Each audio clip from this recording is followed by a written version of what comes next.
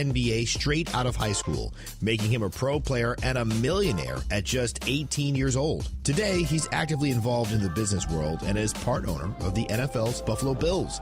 McGrady talked to Bloomberg about the day he made that deal official. My mind went to, it's not just, I write this check and then I sit back and the Bills do their thing and the value of this franchise goes up. No, there are people that are involved in this that I actually can have some conversations with and actually prolong or further and improve my portfolio because of what these guys have. That's Tracy McGrady on an episode of The Deal with Alex Rodriguez and Jason Kelly.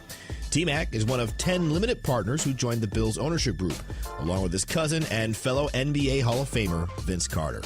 I'm Bloomberg's Justin Milliner on the Black Business Beat. Pros, find the right flooring for the job in Lowe's newly redesigned flooring showroom. Shop our expanded assortment of trusted brands and get up to 35% off style selections, Stainmaster, and Stainmaster Pet Protect Special Order Carpet. And while you're here, save $100 on a DeWalt 20-volt max 6-amp-hour 2-pack of batteries, now just $179. Get more of what you need faster and save more where it counts from the ground up. Our best lineup is here at Lowe's. Valid through 8/26 while supplies last. Selection varies by location.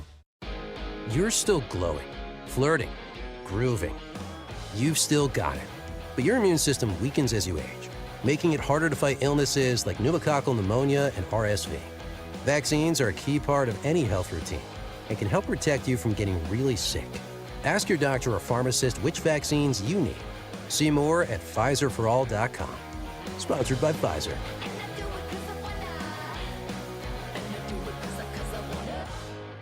Milwaukee Black Talk lives here on 101.7 FM and 1510 AM, W269DL Milwaukee, and WGKB Waukesha, live from American Family Assurance Studios.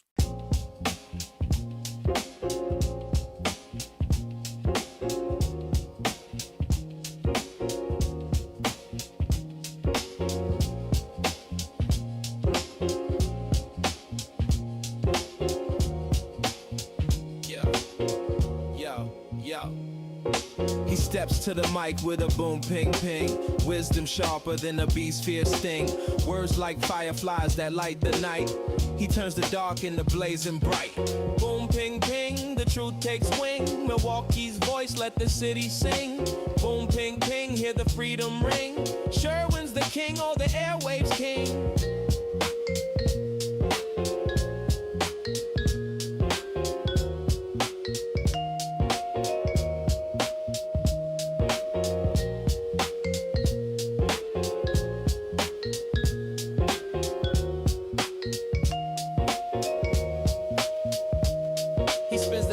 Shake the ground, unveils the truth where lies abound.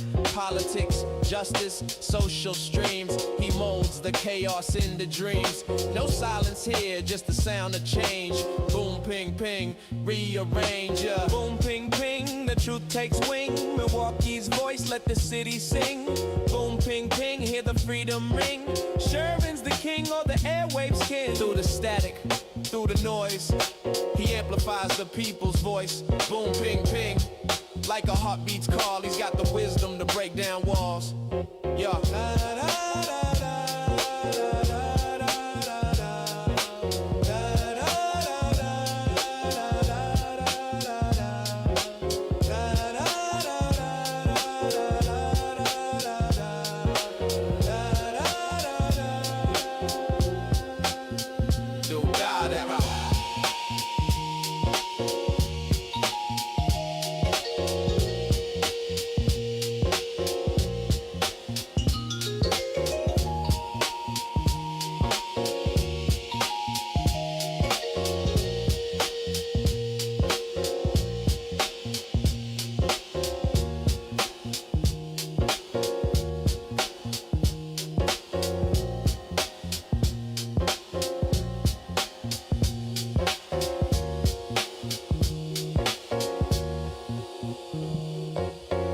Good morning.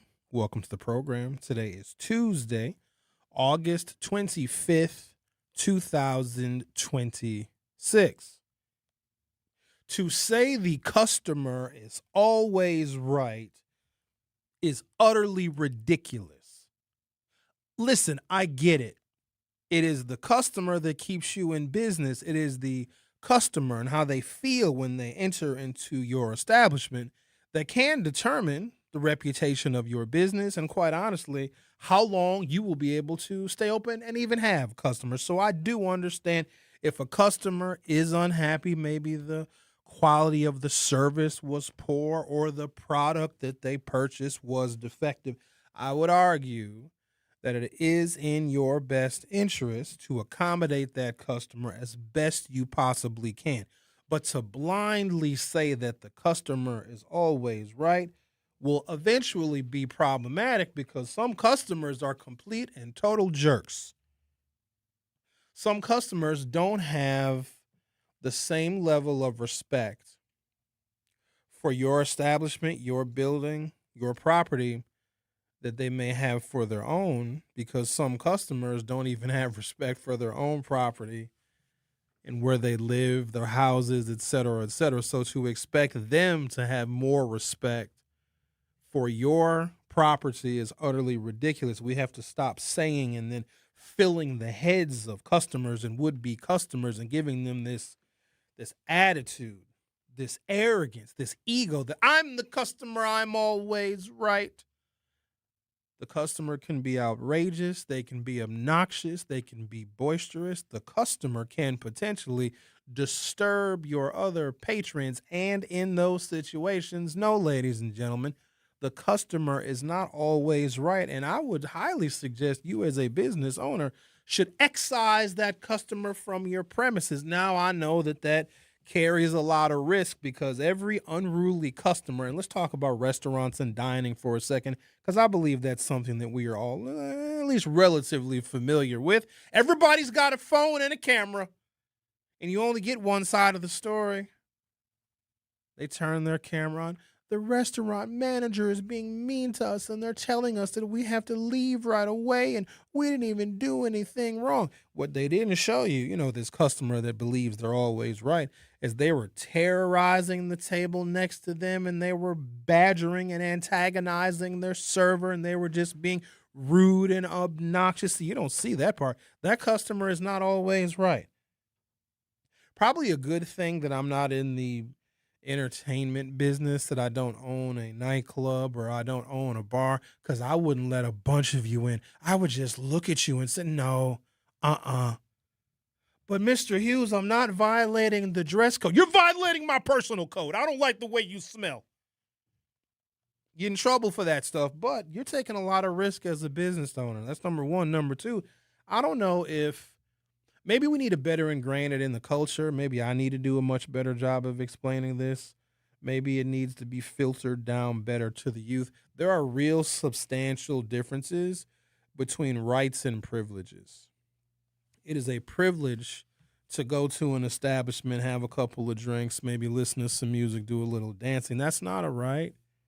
And if you don't know how to act, or if you bring a cultural element with you that is problematic and troublesome and that requires a heavy police presence, then no thank you. No way. That's a privilege. And if you do certain things, we have to understand is, I think that most of us do. I don't want to put those that listen to this program in any kind of unfair category, but there are some people that just feel it entitled to everything all of the time and take no responsibility for their behavior, nor how their behavior is going to be perceived by somebody else.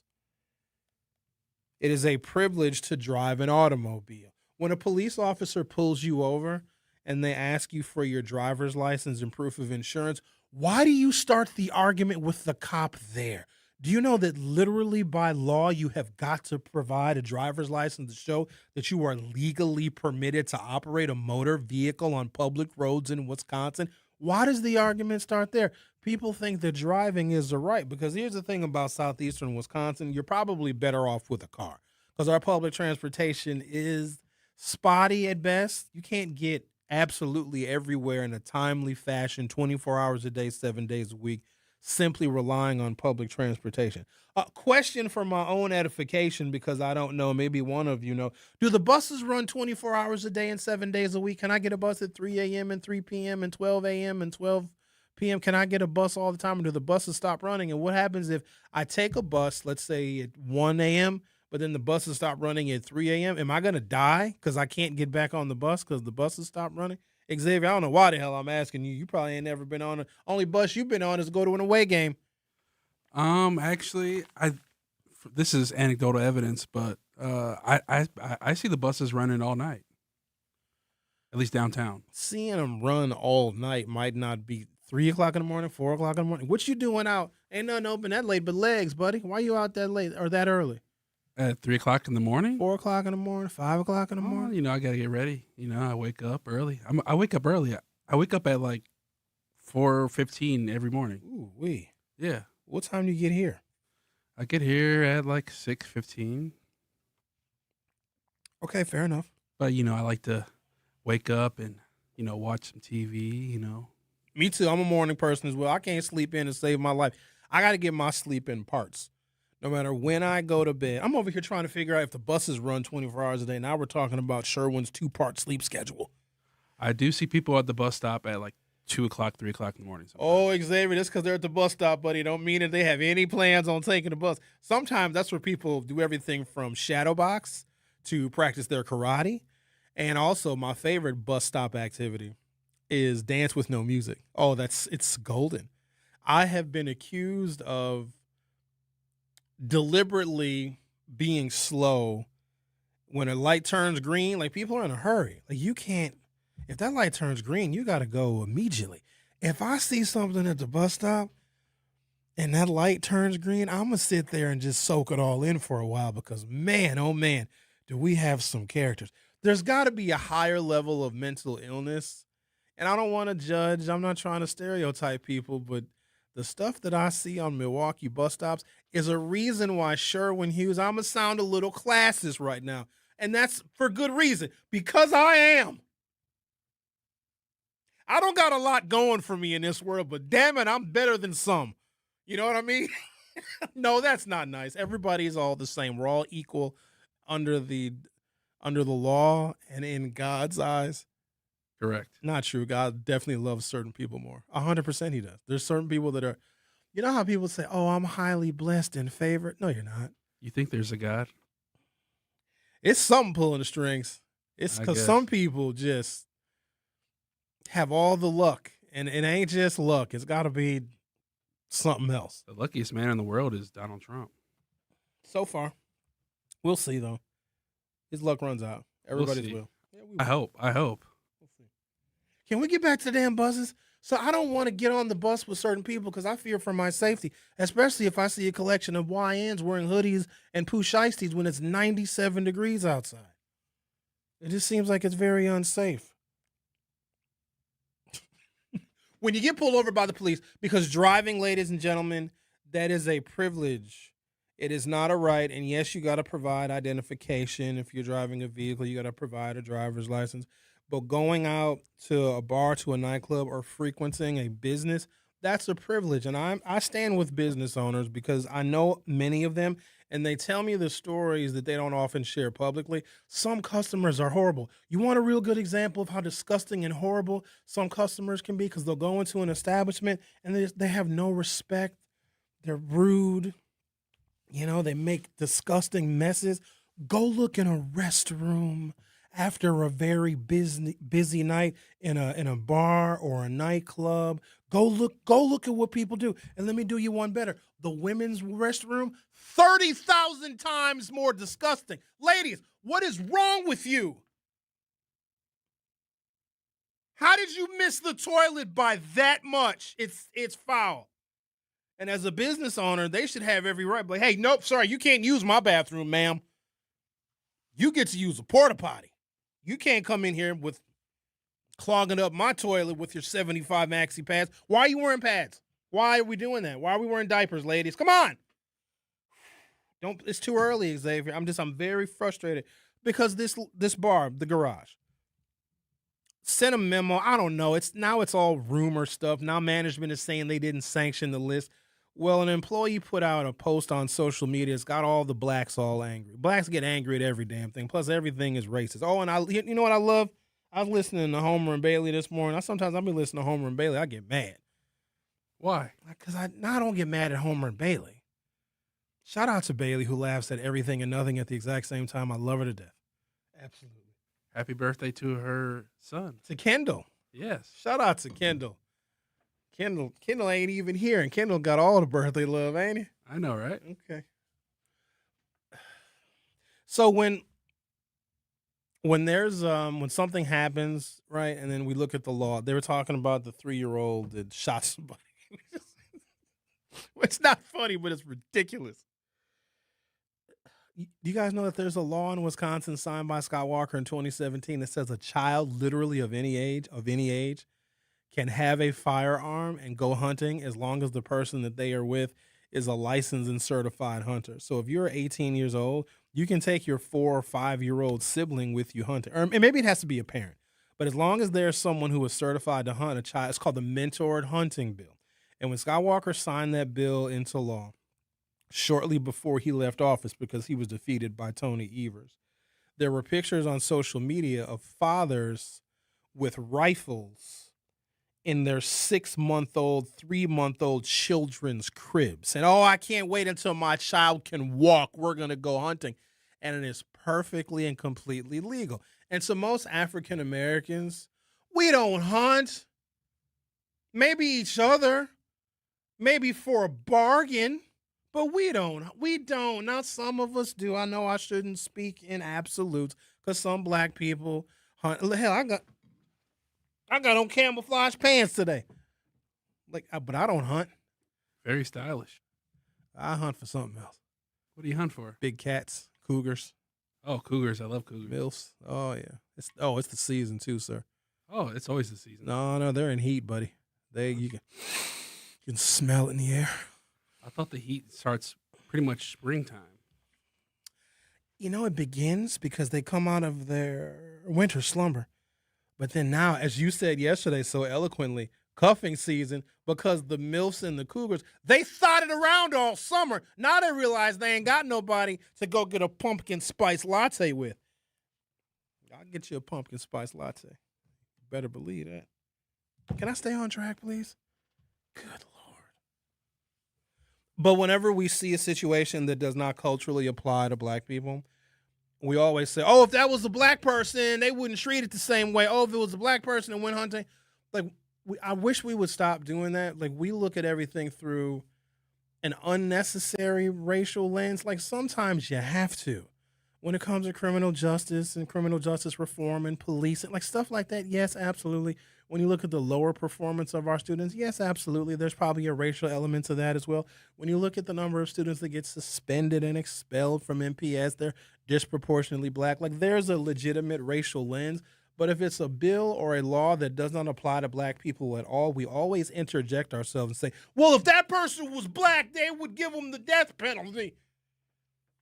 I don't like when we do that. We need to be a little bit more critical, because here's what we do as black people. We cry wolf. Everything is racism. If a black person is acting a goddamn fool and you get thrown out of a bar, thrown out of a restaurant because of your behavior, first thing we're going to say is, they're racist. No, they just didn't want you in the bar. Here's what you should do. White businesses, I'm open for hire. Let me tell you what, I'll throw all the blacks out for you. Hire me. You're going to pay me a lot of money because I'm taking a lot of risk here. But if you don't want to be accused of being racist and you want to remove certain patrons from your establishment, by all means, call on Sherwin and I'll kick out their friends. I'm going to take a break, come back, talk to Alan on the other side. I do want to get into the details of this story where this bar on Brady in Arlington. I used to go to the Garage a long time ago. I used to love that place. They had one of the best hip-hop nights in the city. It was on a Tuesday night. This was in the late 2000s and the early 2010s, and it was just known. DJ E. Rich used to be the DJ there on Tuesday nights. Monday night, we would get on the boat cruise, and we'd go to Rogue's Lounge. And then Tuesday night, we would go to the Garage and listen to some hip-hop. On Wednesday night, we went to a club called CO2. And then Thursday night, Milwaukee was just wide open. You had Star Bar, Ladybug Club, you had Tangerine, you had Kennedy's. And the weekend just brought so much glory and joy. But that was the loop that we had back in the day. Every single day of the week, ladies and gentlemen, for my generation, there was a different spot. Even Monday nights, we went to Rain. Rain had a stripper pole. The nightclub had a stripper pole. You might be asking yourself, Sherwin, why did Rain have a stripper pole? Because Rain's biggest night of the week was Monday night. Most midnight ballerinas can't go out on Friday night and on Saturday night and on Sunday night because they're working at the strip club. So Mondays, we would call that service industry night because people that work at bars and restaurants, et cetera, they can't go out on the weekends because that's when they're working at their bars and their restaurants, and that's where they're making their good money. So on Monday night, a lot of those service industry employees would go out, and service industry night used to be a very big deal. If you said you worked in the service industry, you got discounts on drinks and whatnot.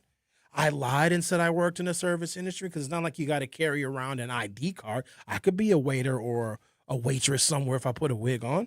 But Rain knew that a lot of exotic dancers were off on Monday night, so they put a pole in the nightclub in case the strippers want to do a little bit of practicing. So there's a lot of stuff we used to do, but we always realized that we were privileged to have that many places to go to every single day of the week, and we didn't act a fool. We didn't want to fight. Would people disagree? Yes, but they took that mess outside. You didn't fight in the club. You didn't hang out. You didn't loiter. You didn't do any of that. We appreciated all the things that we had in this city. Now, you have a whole generation that knows nothing about that because they feel so damn entitled. So we're going to talk about it. I'm also going to side with the Garage. They put out a list of about 40 hip-hop artists that you cannot play. If you're DJing at the Garage, you can't play these artists anymore because of the element that they bring. And I side with that establishment because I used to go there and I was very fond of that place. Now I'm too old. Now if I go to the Garage, I look like I'm a father picking up their child. You know how parents look when they're wandering through the crowd. Hi, I'm looking for my daughter. I was supposed to pick her up. It's 10:30, like I'm an old father picking somebody up from high school dance. The Truth with Sherwin Hughes, exclusively on 101.7 FM and on YouTube. Search 101.7 The Truth on YouTube. Hit subscribe and join our YouTube chat. Don't go anywhere. I'll be right back. The Truth with Sherwin Hughes returns after this on 101.7 The Truth app, and 1017thetruth.com. Educators Credit Union is more than a place to manage your money. They're where your financial possibilities take shape. They're more than transactions. They're conversations about your financial goals. More than numbers, they're community advocates who support free, local events that are accessible to all. They foster community because we are stronger together. Educators Credit Union is people helping people. Become a member at ECU.com. Insured by NCUA. Membership eligibility required. You are listening to The Truth with Sherwin Hughes on 101.7 The Truth app, and 1017thetruth.com.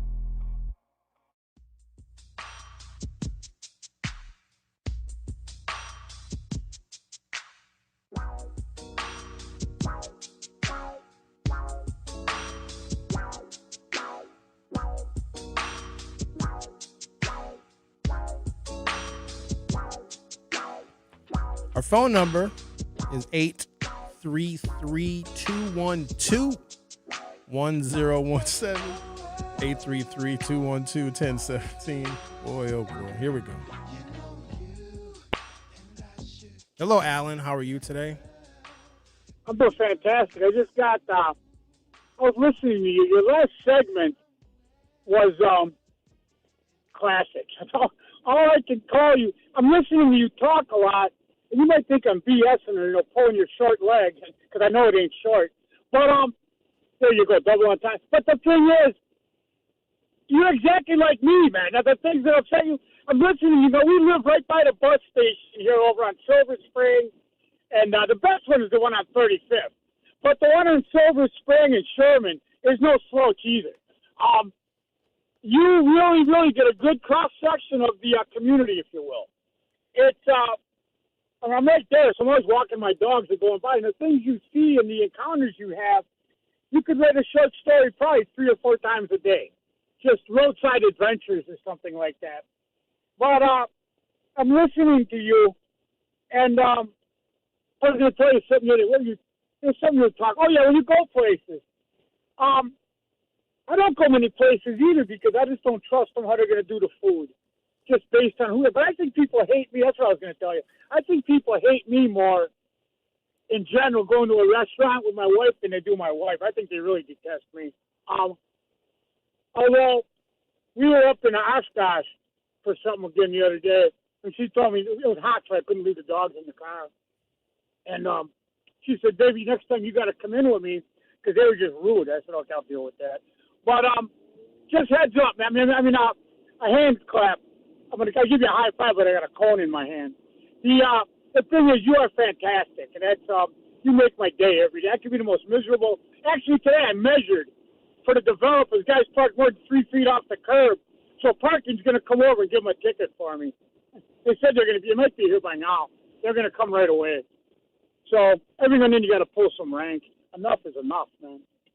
Okay. So hopefully they'll be getting a ticket here. Enjoy your ice cream. Oh yeah, guns. I went hunting when I was like 6. I had a rifle. My dad got me a little lever action 22. I used to go bird hunting with my pop and squirrel hunting.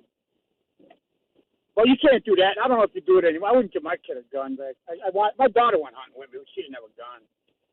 I let her shoot, but I wasn't going to buy her one. All right, buddy. Okay. God bless you, man. Thank you. Keep up the good work. Okay, Alan, you too. You keep up the good work of just talking about everything that comes to mind at once. I think he gets an ice cream cone every single morning. Yeah, at least when he calls. This is not appropriate ice cream time. It's 9:26. How do you go to McDonald's now and not get a bag full of hash browns? Like, that's the only thing I would want from McDonald's. I wouldn't want an ice, but he's Alan, so I'm sure that's not the most unusual thing that he will do today. Milwaukee bar responds after, quote, "No Milwaukee rap list goes viral." The Garage, a popular bar near Brady Street in Milwaukee, has responded after social media posts began circulating online showing a list of predominantly black hip-hop artists that DJs were told not to play in the establishment. Beginning August 23rd, a leaked text message and a list of artists from the Garage, 1709 North Arlington Place, began circulating online. In the text message, DJs were told that, effective immediately, they could no longer play music from the listed 40 artists, including remixes. The message stated the directive was, quote, coming from ownership, and warned that failure to comply would result in a loss of gigs. The list named 40 mainstream black artists such as Lil Wayne, Future, 21 Savage, Glorilla, Lil Baby, not to be confused with Big Baby, Gucci Mane, Rick Ross, and Migos. Quote, "No Milwaukee rap" was also written in bold letters at the bottom of the list. By August 24th, the video and text message had spread rapidly across social media, prompting hundreds of comments on the business's official Instagram account and Google review page, with some accusing the bar of discriminating against black patrons near Brady Street. Let me stop you right there. Let me stop you. I don't know if you guys have been paying attention to what has been taking place this summer and previous summers as well. The disorder and the rabble-rousing and the negative behaviors and the conduct that has been taking place on Brady Street, including the violence and the shootings and the fights, which is a risk to everybody's safety, especially the residents. There are people that live on and near Brady Street, my producer being one of them, that don't want to have to deal with that chaos and mayhem. And if there is a particular bar that has made a connection between certain types of music and an undesirable element, isn't it within the rights of that bar to say, we don't want this music played? I don't like that being called racist, because why would we think there wouldn't be any consequences for the actions that we have seen that has required police presence damn near every night, has required the EMTs and the fire trucks damn near every night. Why wouldn't we think that there would be some consequence? And quite honestly, I'm surprised that the garage waited this long. I'm surprised they didn't start the summer season by saying, hey, you know what, DJs? You're not playing any of this music starting this summer. And I wonder if they could have cut down on some of the mayhem and the chaos that we've seen on Brady Street. Now, is this going to solve the problem? No. But if that music brings a particular element that is wanton and that is careless and that is destructive, it is well within the rights of that bar. If they want to stay in business, because let me tell you how this council treats bars that entertain patrons that like to fight and shoot. They take their liquor licenses. You might owe your liquor distributor $40,000. You might have a 10-year lease on that building where you owe $7,000 a month in rent. You might have spent $150,000 out of your pocket, or you borrowed money so you could do the renovations, and you can redo the bathroom, and you could redo the seating in the booths. And if you lose your liquor license, now you're not making money anymore. Now you owe all of your creditors because you wanted to be soft and accommodating to people because, you wanted to stop playing their music, and then they got all angry and called you racist. And now you want to accommodate them, you play their hip hop, and now you lost your liquor license.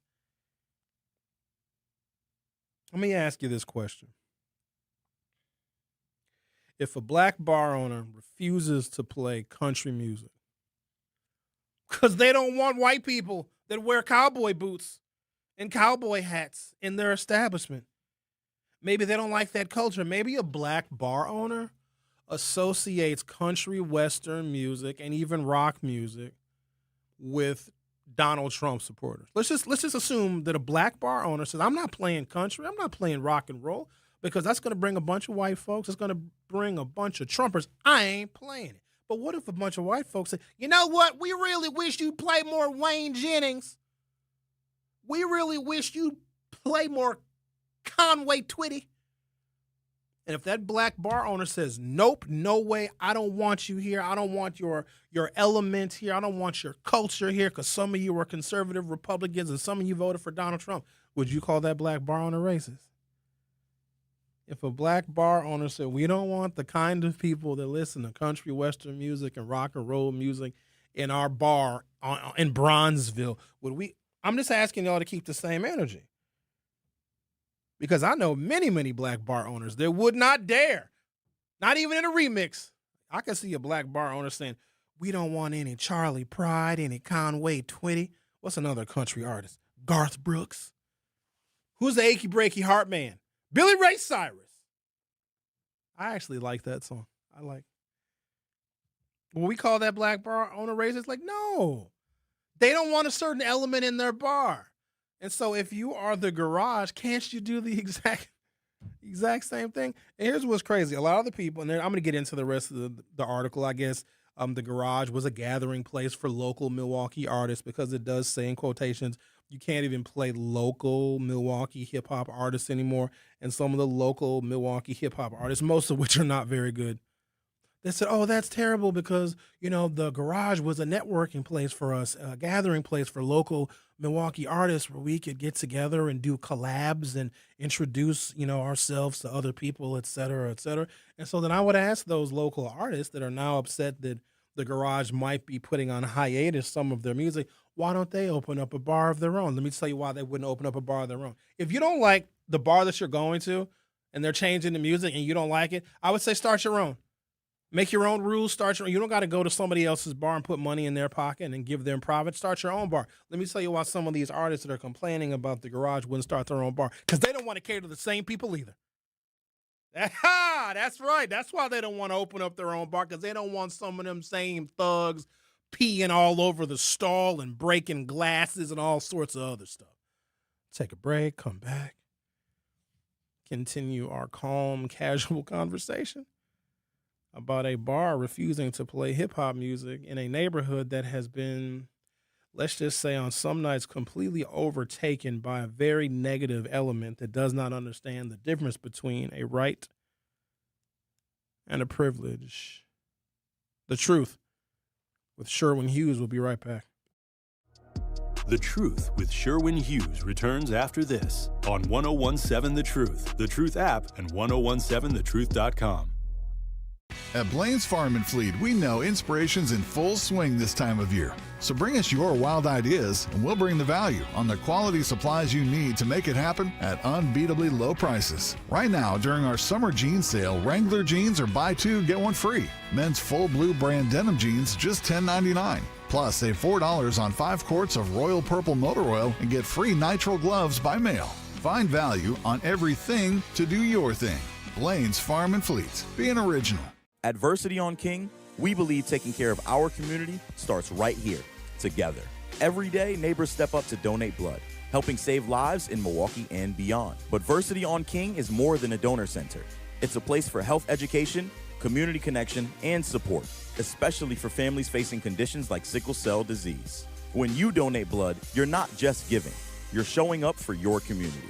Visit versity.org/VersityOnKing to learn more or schedule your donation today. Versity on King, rooted in community, powered by hope. Not completing high school is more of a social thing than it was an academic thing. Even though all these years have passed, I still had that longing to have my diploma.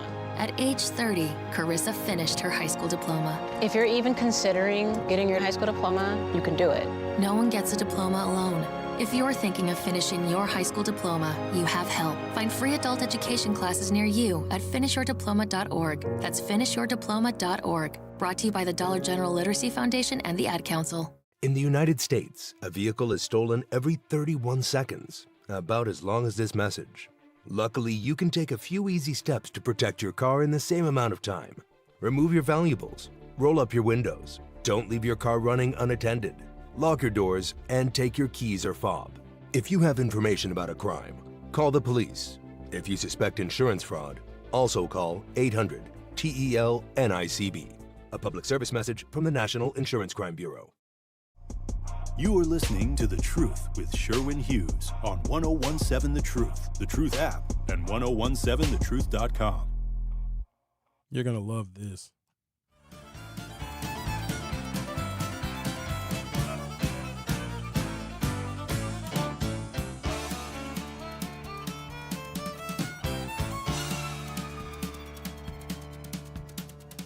Down to Georgia, he was looking for a soul to steal. He was in a bind because he was way behind and he was willing to make a deal. When he came across this young man sawing on a fiddle and playing it hot, and the devil jumped up on a hickory stump and said, "Boy, let me tell you what. I guess you didn't know it, but I'm a fiddle player too. And if you'd care to take a dare, I'll make a bet with you. Now you played pretty good fiddle, boy, but give the devil his due. I bet a fiddle of gold against your soul because I think I'm better than you." The boy said, this is actually hip hop when you think about it. But I'll take your bet you're going to regret because I'm the best as ever been. Johnny, you're rosin up your bow and play your fiddle. So hold on now. I don't really do country music, but music is music now sometimes. Charlie Daniels band, they went hard on that. Maybe they should start playing that at the garage. I'm sure they already do. Devil went down to Georgia. Actually, the devil came to Milwaukee and never left.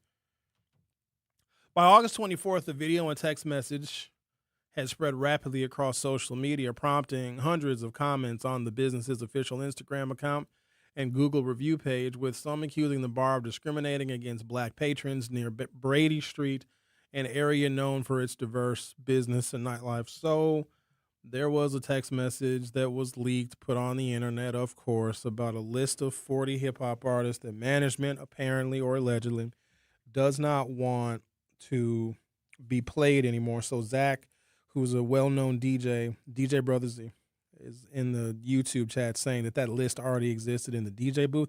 Here's where I think this thing got messy. This may have been a conversation that management had with other staff there, and I do believe that they probably had a list that they provide to DJs that the garage would hire. Hey, don't play these artists or play less of these artists, et cetera, because we want to cut down on some of the bad element that might be coming to hear this music. But when you leak it online, then it looks malicious. Because then it's basically says, oh, they don't want these artists being played. But also, look at the grand scheme of things. Do you know how many hundreds of hip-hop artists over the last 50 years that are probably still very acceptable to play? we always are looking for a reason to be offended, but also we don't lack common sense. We all can take a moment and take a step back and understand why some bars, especially on Brady Street, does not want a particular element. Isn't that well within the right of a business owner? Can businesses even refuse patrons anymore? Are you able to do it, or do you have to serve everybody? I'm only speaking for myself, and please don't take my advice because I am not in business. I would refuse service to a lot of people. I wouldn't let myself into my bar on certain nights because I'd be thinking to myself, if I go into my bar tonight, I'm going to be a menace. I hope my bouncers stop me cold at the door. Because you're walking on a very, very thin line, because this common council will snatch your liquor license or suspend your liquor license sometimes for the most minor of infractions. And here's how that typically works. Let's say there's a bar that had a whole bunch of warnings, and there's a bunch of fights, and there's been violence associated with the bar. And let's just say the bartenders are known for over-serving people, which I think is an unfair position to put a bartender in. Like, you have to know when someone is too drunk. I know people that are such supreme alcoholics, they could drink an entire bottle of vodka and talk to you just as straight and normal as I'm talking to you right now. You would never even know it. And I'd only serve that person 2 drinks or 3 drinks. Next thing you know, they're fighting and they're blacked out. I think that's too much on the bartenders to try and be that kind of a gauge. And also, telling somebody that you're not going to serve them anymore, that's a calculated risk as well, because they get very, very angry. But let's just say the bar is known for over-serving people, and there's a lot of violence, and there's fights every single night. The Common Council might say, look, we're not going to permanently revoke your liquor license, but we're going to give you maybe a 10-day suspension, or even worse, a 30-day suspension. Complete your 30-day suspension, meaning you can't open, you can't serve any liquor, and then on the 31st day, you'll be allowed to open. Here's why that is a killer for these businesses, because all of your staff are going to have to find somewhere else to work for the next month. And the service industry in Milwaukee turns over very quickly. You might go to a bar on a Tuesday, it's a whole different staff on Friday. And so if you get even a 10-day suspension, because there are some people that work in the service industry, assuming they only have one job, if that place they worked for, that bar, that nightclub, gets a 10-day suspension, most people can't go 10 days without any kind of income. Most folks are living check to check, if not day to day. And so now you've lost all of your staff. And that's the killer for businesses. So I can understand these businesses wanting to be a bit more conservative and be a little bit more cautious about who they let into their establishment, because one bad patron can be the reason why you lose your license permanently or why you face a suspension. But also, I'm going to bring this up in a little while. Maybe we'll talk about this for an hour or two. Music, while it can attract people, music can also be used as a deterrent. So there was a study that was done. This goes back, I think, to 2017 and 2018, where there's a particular establishment. I'm going to name the establishment in a little while, not yet. They experimented with something because they had a bunch of black kids loitering and hanging out and scaring all the white customers. You know us blacks. We're very scary, especially in groups. I think, more than 3 of us as a gang? More than 7 of us as a posse? Whatever the term is, who knows? There used to be a law where if there was more than 3 or 4 black men standing on a corner, the police could go and investigate because they consider that a gang. Now, that's racist. That's something worthy of a racial analysis. However, I digress. So this particular business experimented with something. They played classical music and they blasted it into the parking lot. And lo and behold, the undesirables that used to loiter at this particular establishment, scaring away all of the patrons and the customers, they all disappeared. And then the patrons and the customers that were afraid to go into this establishment were coming back in droves. So music, there's retail outlets to do this too. They play certain kinds of music because it is a subconscious deterrent. Wouldn't deter me though. I love some classical music. You let me hear some Beethoven, I'm still going to rob you. I'll rob you just because you played Beethoven to try and get me to go somewhere else. It's almost like they think that classical music is like kryptonite to the blacks, which some of us love the classical music. You know what I mean? Xavier, you look like you got a big old classic music collection. Yeah, I do. I don't doubt that one, but ain't nothing wrong with it.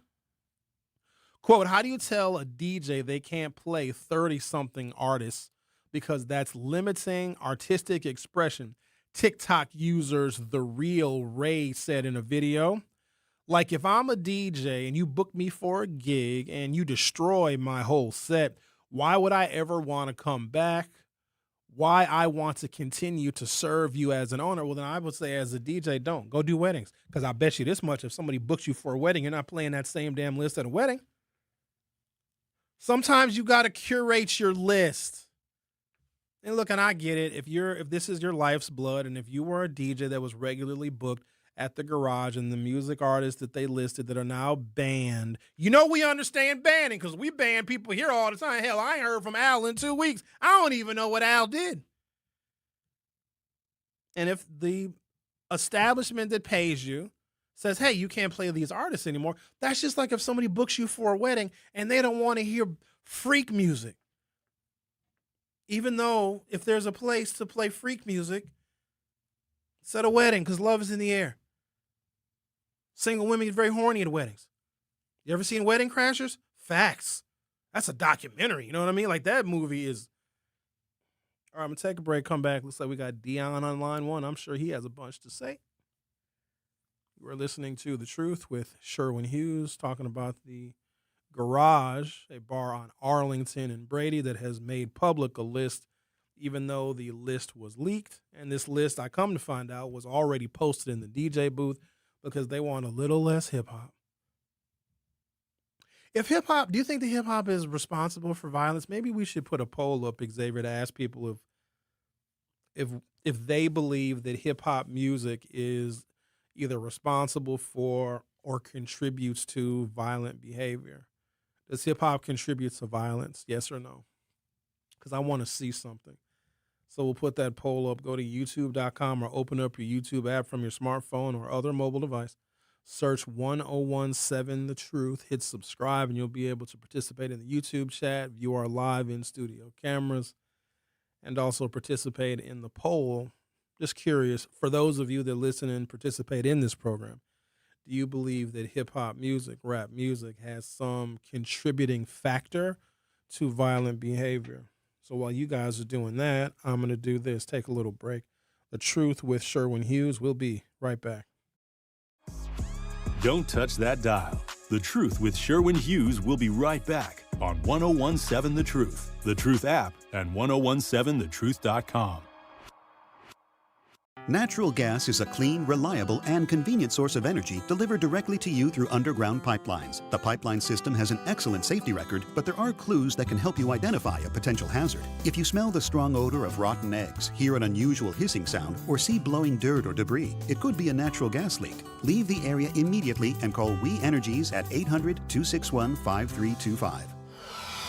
We Energies. People you can trust. Energy you can depend on. At Blaine's Farm and Fleet, we know inspiration's in full swing this time of year. So bring us your wild ideas, and we'll bring the value on the quality supplies you need to make it happen at unbeatably low prices. Right now, during our summer jean sale, Ariat Western jeans are 25% off. $5 off men's Dickies jeans starting at $29.99. Plus, get a $10 rebate when you buy 5 quarts of Mobil 1 full synthetic motor oil. Find value on everything to do your thing. Blaine's Farm and Fleet. Be an original. I'm Chris Jakimick. I served in the United States Air Force and I deployed 3 times. So in 2017, I was serving as an Air Force First Sergeant. Our motto in that role is my job is people, everyone is my business. But unfortunately in that year, I would lose my own brother, Lance Corporal Adam Jakimick, to suicide. The majority of veteran suicides are from guns. I store my weapons securely, not only for myself, but for my family. Store all your guns securely. Help stop suicide. My service never stops. Brought to you by End Family Fire and the Ad Council. In sitcoms, when someone has a problem, they just blurt it out and move on. Well, I lost my job and my parakeet is missing. How was your day? But the real world is different. Managing life's challenges can be overwhelming. So, what do? We get support. The Huntsman Mental Health Institute and the Ad Council have mental health resources available for you at loveyourmindtoday.org. That's loveyourmindtoday.org. See how much further you can go when you take care of your mental health. Wherever there's a need in our communities, there's a United Way, improving lives so everyone can thrive. Where more people can gain access to health care and nutritious food for their tables. Where more community members can benefit from financial education and get connected to local resources for housing support. And where children are given more chances to reach their full potential. Community is where we find our strength and where we share our hope. United is the way. Visit unitedway.org. This is The Truth with Sherwin Hughes on 1017 The Truth, The Truth app, and 1017thetruth.com. Just got my hair done. I'm acting brand new. Going out tonight, feeling sexy in my mood. Pink blush on my face, brown lip liner, lip gloss nude. Now he wanna lick my bum, but clock my rod to talk. Got him going crazy for that poo, nah. I get what I want, I got that ooh shalaka laka. He do what I say for that da. Now play this music. This music wouldn't make anybody violent. It'd make you want to get some of that boom shalaka laka. That's all. Ain't nothing wrong with getting a little boom shalaka laka. Let's talk to Dion. Dion, you're on 1017 The Truth. How are you? First of all, Dion is a she. Oh, not sorry, a he, Dion. Because you're Thought you were a different Dion. I apologize. I'll give you a free T-shirt for making that mistake. I'm kidding. I'm not going to give you anything. But go on. I'm sure. Okay. No, I was just calling to remind you. Remember about a couple of months ago you spoke of when you used to do the boat ride? Yes. And they played the hip hop and then they stopped? Yes. You know, and so that the people can deter from coming? Yes. That's all. Have a good day. Oh, okay. Thank you. You too. They used to have a hip-hop boat cruise on Monday nights. It was $5. And you would get on, you know, the MKE boat. Go to MKE boat. Well, don't do it now, but they have a website. They have all these different boat cruises you can take up and down the Milwaukee rivers, and it goes out to Lake Michigan. They have a DJ on board. And they got little drinks. You can get you a little beverage and listen to some real good music. It was every Monday, and it was $5. And it was an older, well, I shouldn't say older because we were young at the time. This is, again, late 2000s, early 2010s. And some of us, that cruise was so fun. We wouldn't even go out on the weekends because we would save up all of our energy for the boat cruise. And it was only in the summer. It was a hip-hop boat cruise. And it was glorious. And it was fun. And everybody was dancing and having a good time. And the women were flirty and the men were flirtier. And then there'd be an after party at either the Jackalope Lounge in the 3rd Ward or at Rogues Gallery. I think Rogues Gallery is now called Mojo. And that's where we would go after we got off the boat because the boat would leave at 7:30 and then we'll come back to port at about 10. Well, you ain't ready to go home at 10 o'clock. That's just when your engine is warm. Ain't nobody going home, so you would go to the Jackalope or you would go to Rogues, and, man, we would just party. Was I doing radio then? I think so. Let me just give you guys a bit of advice if you ever want to have your own radio show. Doing a radio show hungover, not recommended. 0 out of 10. That is, I don't. There's been a few times. Now, y'all couldn't tell, thank God, but I could. And then something happened where someone told someone that told someone about this $5 hip-hop boat cruise. Let me also say this. It was as diverse as the genre of hip-hop itself is. It was black people, white people, Asians, Latinos, biracial people, triracial people. When I say triracial, that means they'll try anything. It was some of everybody on that boat, and we had a good time, and it was perfect. And you're out on the water, and the music is going, and you're dancing. You heard all your favorite hip-hop classics. It was beautiful, but then something happened. Somebody told that bad element. You know the element that I'm talking about. It's the element that nobody wants in their party. It's the element that nobody wants in their bar. And here they come. They're being rude. They're being disrespectful. They're grabbing women left and right. And all of them got goddamn blunts hanging out of their mouths. Next thing you know, the hip-hop boat cruise was no more. Number one, it wasn't $5 anymore. They raised it to $15 because that's going to weed some of them out. And then guess what they changed it to? Yacht Rock. Now, hold on. I like Yacht Rock too now. But then, because I stayed away from it for years because it got so bad it wasn't even enjoyable anymore. So I stopped going to the hip-hop boat cruise, and then they changed it over to Yacht Rock. And I was like, you know what? I'm just done with that whole thing. But then somebody was like, Sherwin, when was the last time you've been on the Yacht Rock cruise? I was like, oh, I did away with that years ago. They're like, no. You got to come check it out. I said, what? I was like, I play Yacht Rock on my show all the time. I might play some Kenny Loggins or some Michael McDonald. I love Steely Dan. All of that is in the Yacht Rock genre. By the way, it's called Yacht Rock, not because you play it on boats. It's because the music is so intricately arranged, produced, and performed.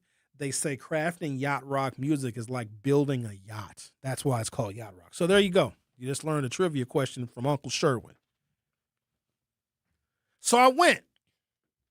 And for the first, 45 minutes to an hour, they absolutely played some yacht rock classics. Doobie Brothers, Lil Kenny Loggins, they played it. But then guess what they did for hour two? Brought that goddamn hip-hop back. So it was like a smoke screen. It was like a deterrent. And then when I went, I noticed the element, and you know the element that I'm talking about, they ruin everything. Even Chris Rock talks about this particular element. I'm not going to use the very colorful language that he used to describe this element because that might be going a little too far. But he's like, if they go to a nightclub, you'll have the grand opening and the grand closing on the exact same night. That is the element. But no, thank you, Dion, for calling and reminding me because that was terribly upsetting. We have been running from this element because when they find out about your spot, they close it down. That's why I gatekeep. You have to gatekeep in Milwaukee because if you tell everybody everything, then the wrong element will show up and they'll ruin it. The Truth with Sherwin Hughes will be back for hour two. The Truth with Sherwin Hughes returns after this on 1017 The Truth app, and 1017thetruth.com. Life's better with Drive My Way from American Family Insurance because we know it's more than just a car. It's your escape pod, your adventure mobile, your memory maker. And we help protect the dreams that drive you. Personalize what you pay for auto insurance and you could save between 10 and 35%. American Family Insurance. Get a quote and find an agent at amfam.com. Products, pricing, and availability vary based on the way you purchase insurance and by state. Unsafe driving behaviors may increase your rate. American Family Mutual Insurance Company, SI, and its operating companies, 6000 American Parkway, Madison, Wisconsin. I'm Sherwin Hughes, and I know the power of Stars and Stripes Honor Flight firsthand. As someone who's been on an honor flight, I can tell you it's a day you'll never forget. Stars and Stripes Honor Flight gives our oldest veterans who served in any location in June of 1975 or earlier a free one-day trip to Washington, D.C. for veterans. Airfare, meals, a coach bus tour, and special flight apparel are all included. It's a day of honor, gratitude, and camaraderie. Veterans who served in the Vietnam or Korean War go to flysshf.org and ask for an application. My mom has decided to learn to paint, and she's good. My dad's now into creative cuisine, and I've already put on 6 pounds. Learning new things comes with age. My mom, she started forgetting my name and what we're talking about. Forgetting well-known things doesn't. Memory loss may be a sign of Alzheimer's disease. Early detection gives you and your loved one time to plan for the future. Learn the warning signs of Alzheimer's at 10signs.org. Brought to you by the Alzheimer's Association and the Ad Council. In sitcoms, when someone has a problem, they just blurt it out and move on. Well, I lost my job and my parakeet is missing. How was your day? But the real world is different. Managing life's challenges can be overwhelming. So, what do? We get support. The Huntsman Mental Health Institute and the Ad Council have mental health resources available for you at loveyourmindtoday.org. That's loveyourmindtoday.org. See how much further you can go when you take care of your mental health. For 250 years, our armed forces have bravely served America. Wounded Warrior Project honors that legacy by supporting post-9/11 service members and veterans like Anthony, a Marine who was injured by a roadside bomb in Afghanistan. They carried me through my injuries, not just my physical, but my mental. and seeing other vets doing the same thing helped me tell myself, hey, you can do this. Join us in honoring warriors at woundedwarriorproject.org/America. Milwaukee Black Talk lives here on 101.7 FM and 1510 AM, W269DL Milwaukee, and WGKB Waukesha, live from American Family Insurance Studios. This is The Truth with Sherwin Hughes on 101.7 The Truth app, and 1017thetruth.com.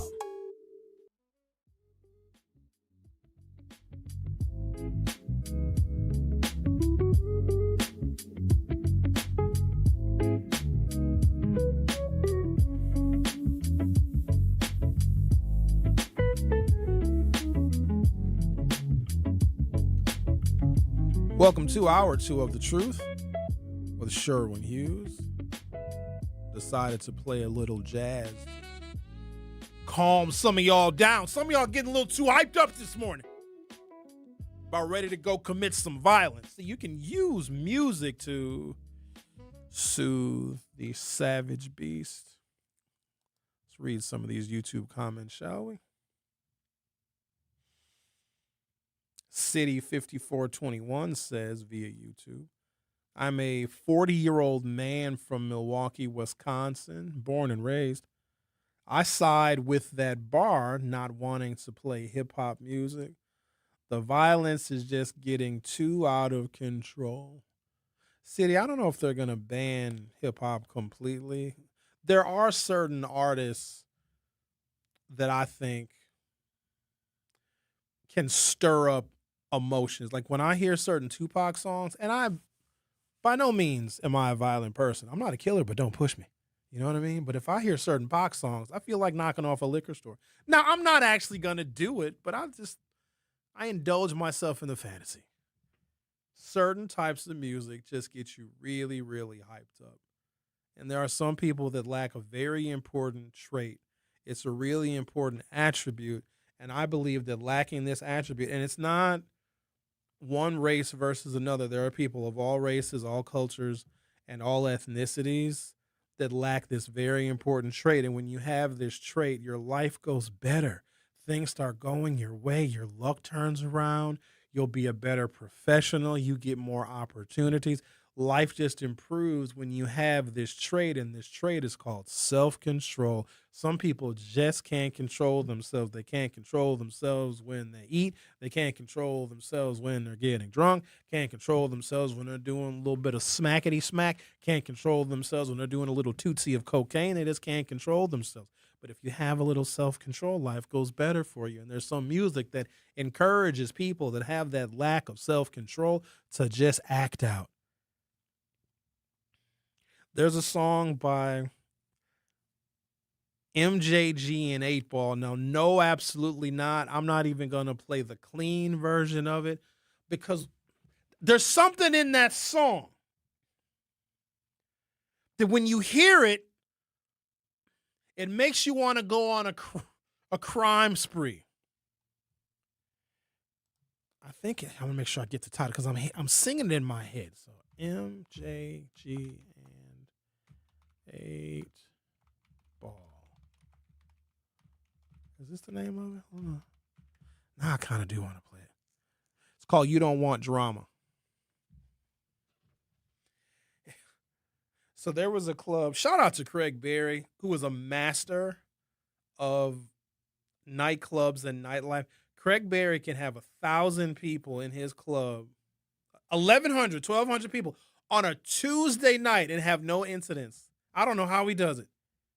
Because you got some places, their capacity is only 75, and there'll be a shooting in there in 15 minutes after they open. But he used to have a club called The Matrix on East Capitol Drive. Some of you are old enough to remember. And then I think it was called Double XL after that. This club was gigantic. It was in a damn strip mall. It's huge, right on East Capitol Drive. Right across the street from that Walmart. There used to be a nightclub over there called The Matrix. And when they would play this song in that club, I would have to take cover. And it's called You Don't Want Drama by MJG and 8 Ball. And I don't believe that hip-hop music, I don't think it's the music. I don't think it's the lyrics. I think it can encourage people to be a little bit more uninhibited, but that's what good music does, right?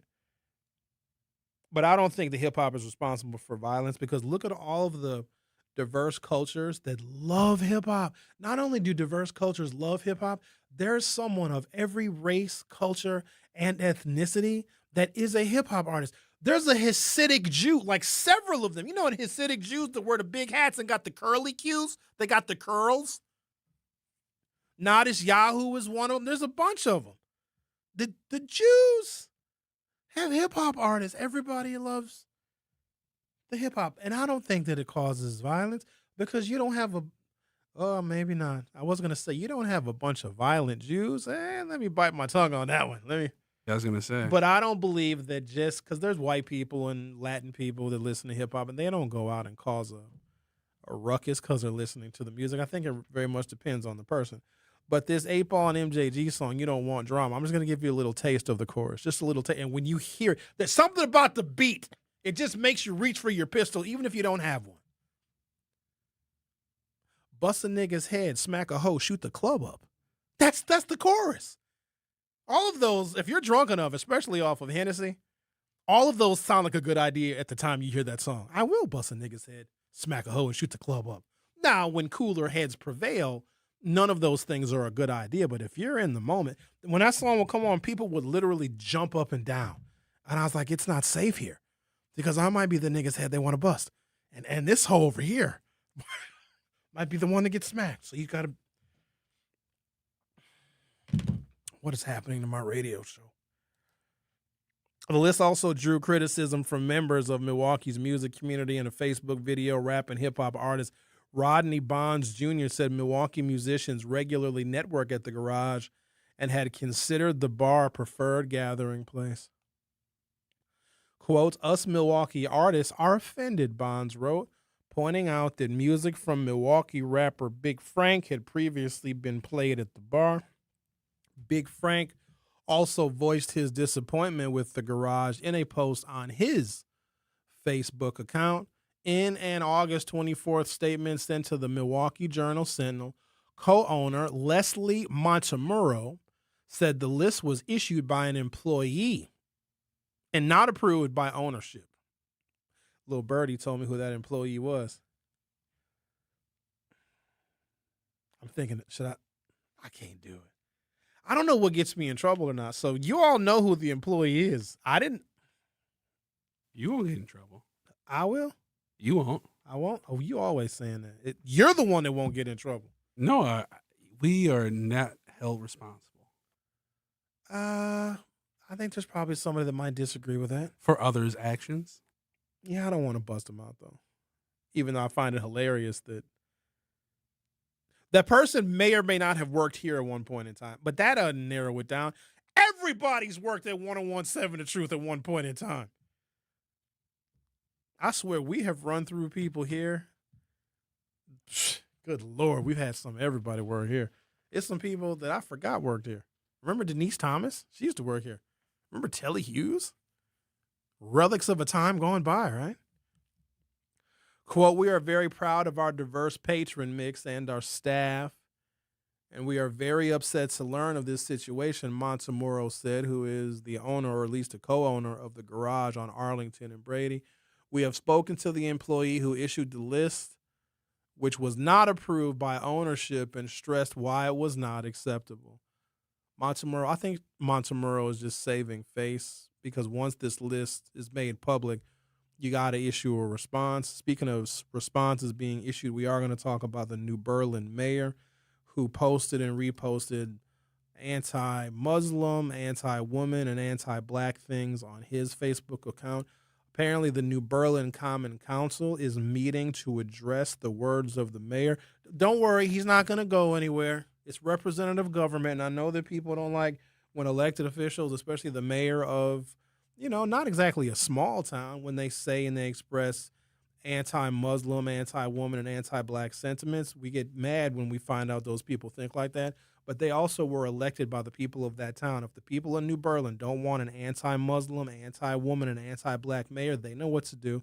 They'll recall him. They can put enough pressure on him. But I want you to watch that situation very closely Because if the people in the town of New Berlin give him a pass for saying anti-woman, anti-black, and anti-Muslim things on his social media, you know what you are dealing with. I call that representative government because even with those horrendous things that the mayor of New Berlin said about Muslim folk, about black folks, and about women, there's a whole bunch of voters and constituents that agree with him. We as black people know how people feel about us, but for some reason, when they express it, we get shocked. How dare you say that about us? Yeah, but you know how they feel about us? Why are we shocked when they say it? We talked about the Black Culture Fest they had at the Brewers game on Friday, which led to a whole bunch of very racist comments. In fact, a writer for the Milwaukee Journal-Sentinel, James Cowsey, he wrote about it. I couldn't read his whole article because it was behind a paywall, and I simply refused to pay for the Journal-Sentinel. And he may have been offended too by it. I don't know why we're so offended. Like, look at the country we're in. The history of this nation, how it was shaped, how it was formed, the geographic patterns of how cities are laid out, where kids go to school, how they are educated, budgets, funding, social services. Race is at the heart of literally everything. Milwaukee looks the way it does, acts the way it does, because certain people were kept out of mainstream opportunities and had to find their own way. The way this nation is set up, the way our political system is set up, hell, even the Electoral College, which y'all hate so very much, was a vestige of slavery. So when white people express how they feel about us, why are you so shocked? We live in their nation. Now, I know some of y'all are going to get mad when I say that. They colonized this place, and they had to wipe out 100 million Native Americans to make space for these data centers and all this farmland. So they did a hell of a job clearing the way, and then they brought us over here as chattel and as labor. It's their colony, for better or for worse. Now, I know we like to interject ourselves by saying stuff like, we're the original inhabitants of America. Are we really? Really? Are you sure? You sure about that? Well, we built this country. Yeah, under the watchful eye of them. Black folks didn't just come over here and say, you know what, let's build a road here. Let's build a schoolhouse. No. I'm just trying to level set here because black people believe in some fantasy that racism is a thing of the past. It is stronger and more powerful than ever. The body politic of this nation, in which black people are, in my opinion, underrepresented, allows racism to exist at such a level that if you are a person of political power and you agree to an unspoken contract, if you agree to continue to marginalize and oppress minorities, the body politic will allow you to have sex with children. Do I got to say it again? I'll repeat it all day. If you agree to hate the Mexicans and deport the Mexicans and deport the Haitians and deport all the people that shouldn't be here, because you know they're over here taking up space and taking up all the welfare and they're taking all the jobs. If you agree to get rid of them, to excise this nation of those people that, you know, poison the blood of this nation, his words, and then before that, Hitler's words. If you agree to get rid of those people, they will give you leeway if you flew to an island and had sex with girls who are in 7th grade. They'll let you do it. And that's the truth. And you think that when white folks express how they really feel, that should be some kind of a shock? If you can let a white person be as racist as they want to be and fully and thoroughly express themselves, they will let their leaders do anything. In fact, the white folks who are poor, they're getting racism. And they're getting the DEI overturned, the affirmative action overturned. And in return for that, because if you give the white people the racism they've always wanted, they will allow not only the leaders to have sex with children, they'll allow the leaders to enrich themselves on the backs of the American people. They won't require wages to go up. They won't require fair working conditions. They won't put any guardrails on artificial intelligence or anything. They won't put any guardrails on corporations. They will give tax breaks to the wealthy. And the poor working class white people will allow that to happen as long as you give them racism. And so when a white person says, you're an N-word, no, they mean it. I just wish more of them expressed it to us so we could really understand the place in which we live. Because I think if we knew, ladies and gentlemen, as black people, we wouldn't go to half the places that we went to. So let me bring up the Texas Roadhouse again.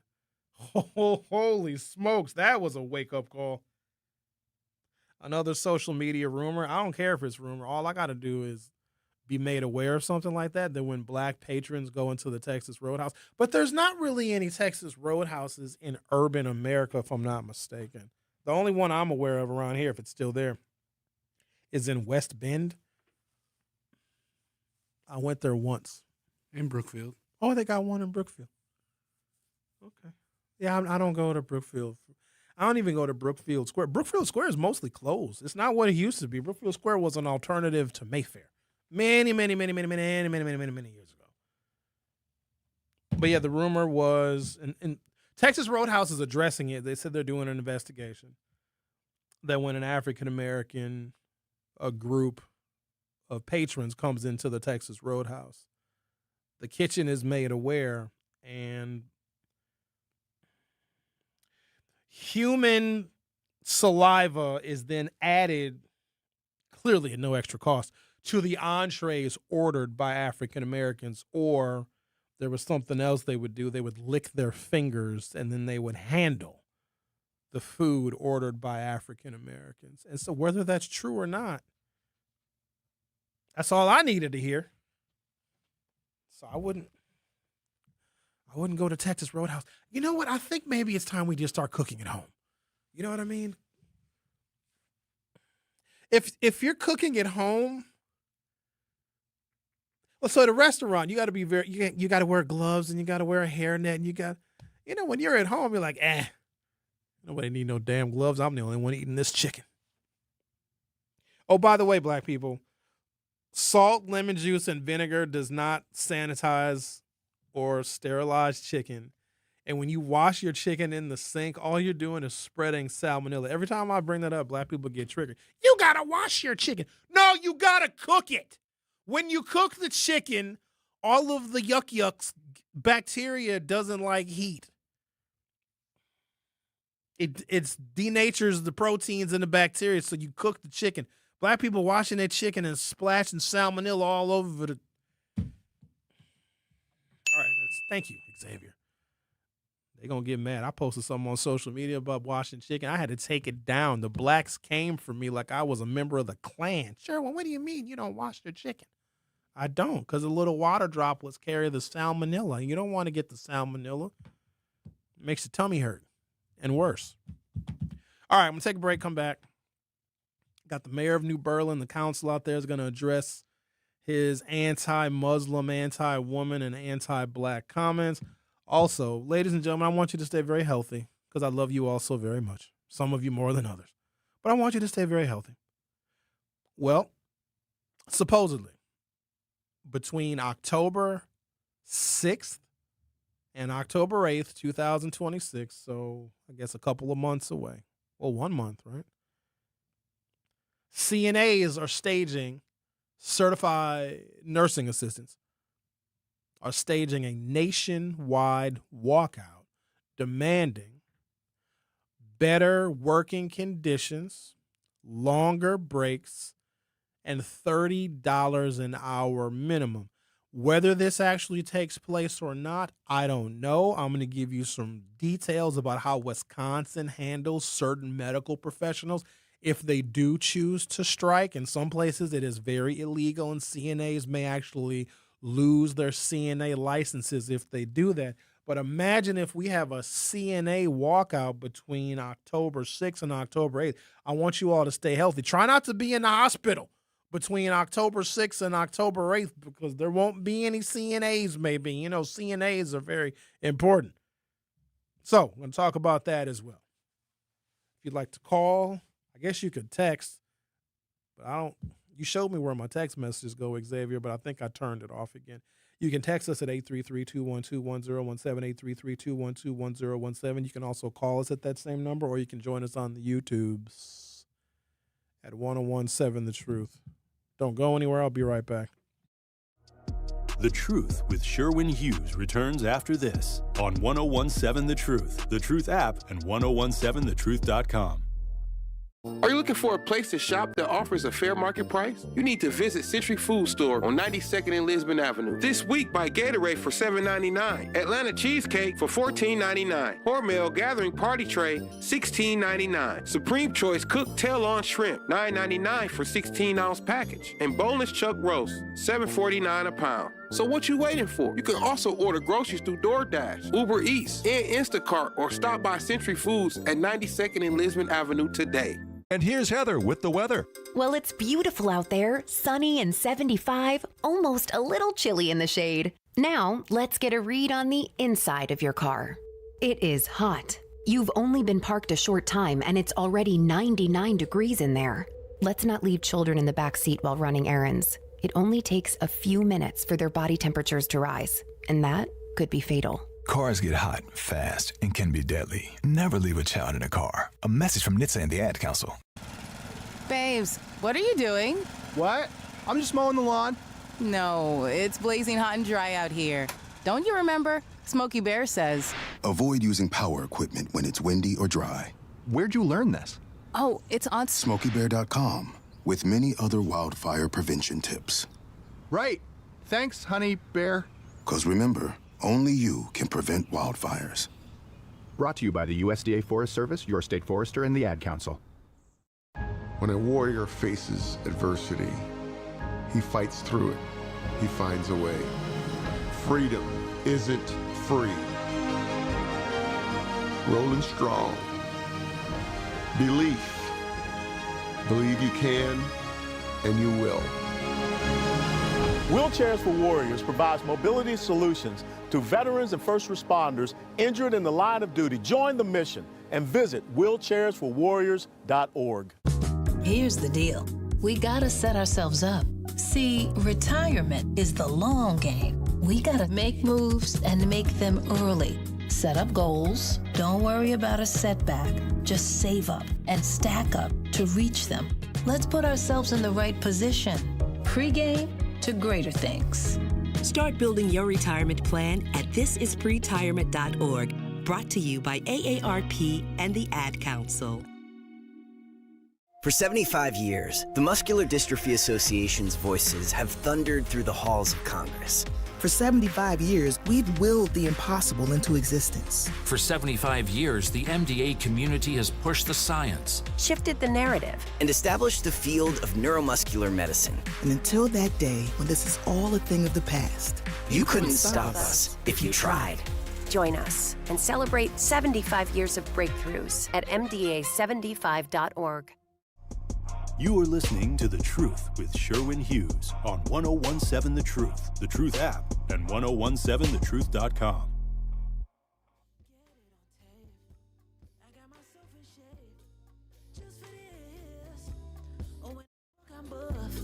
So when I lift you up, don't you act surprised? Well, I know it feel good, don't it? I missed the taste of it, and I will write my name on it.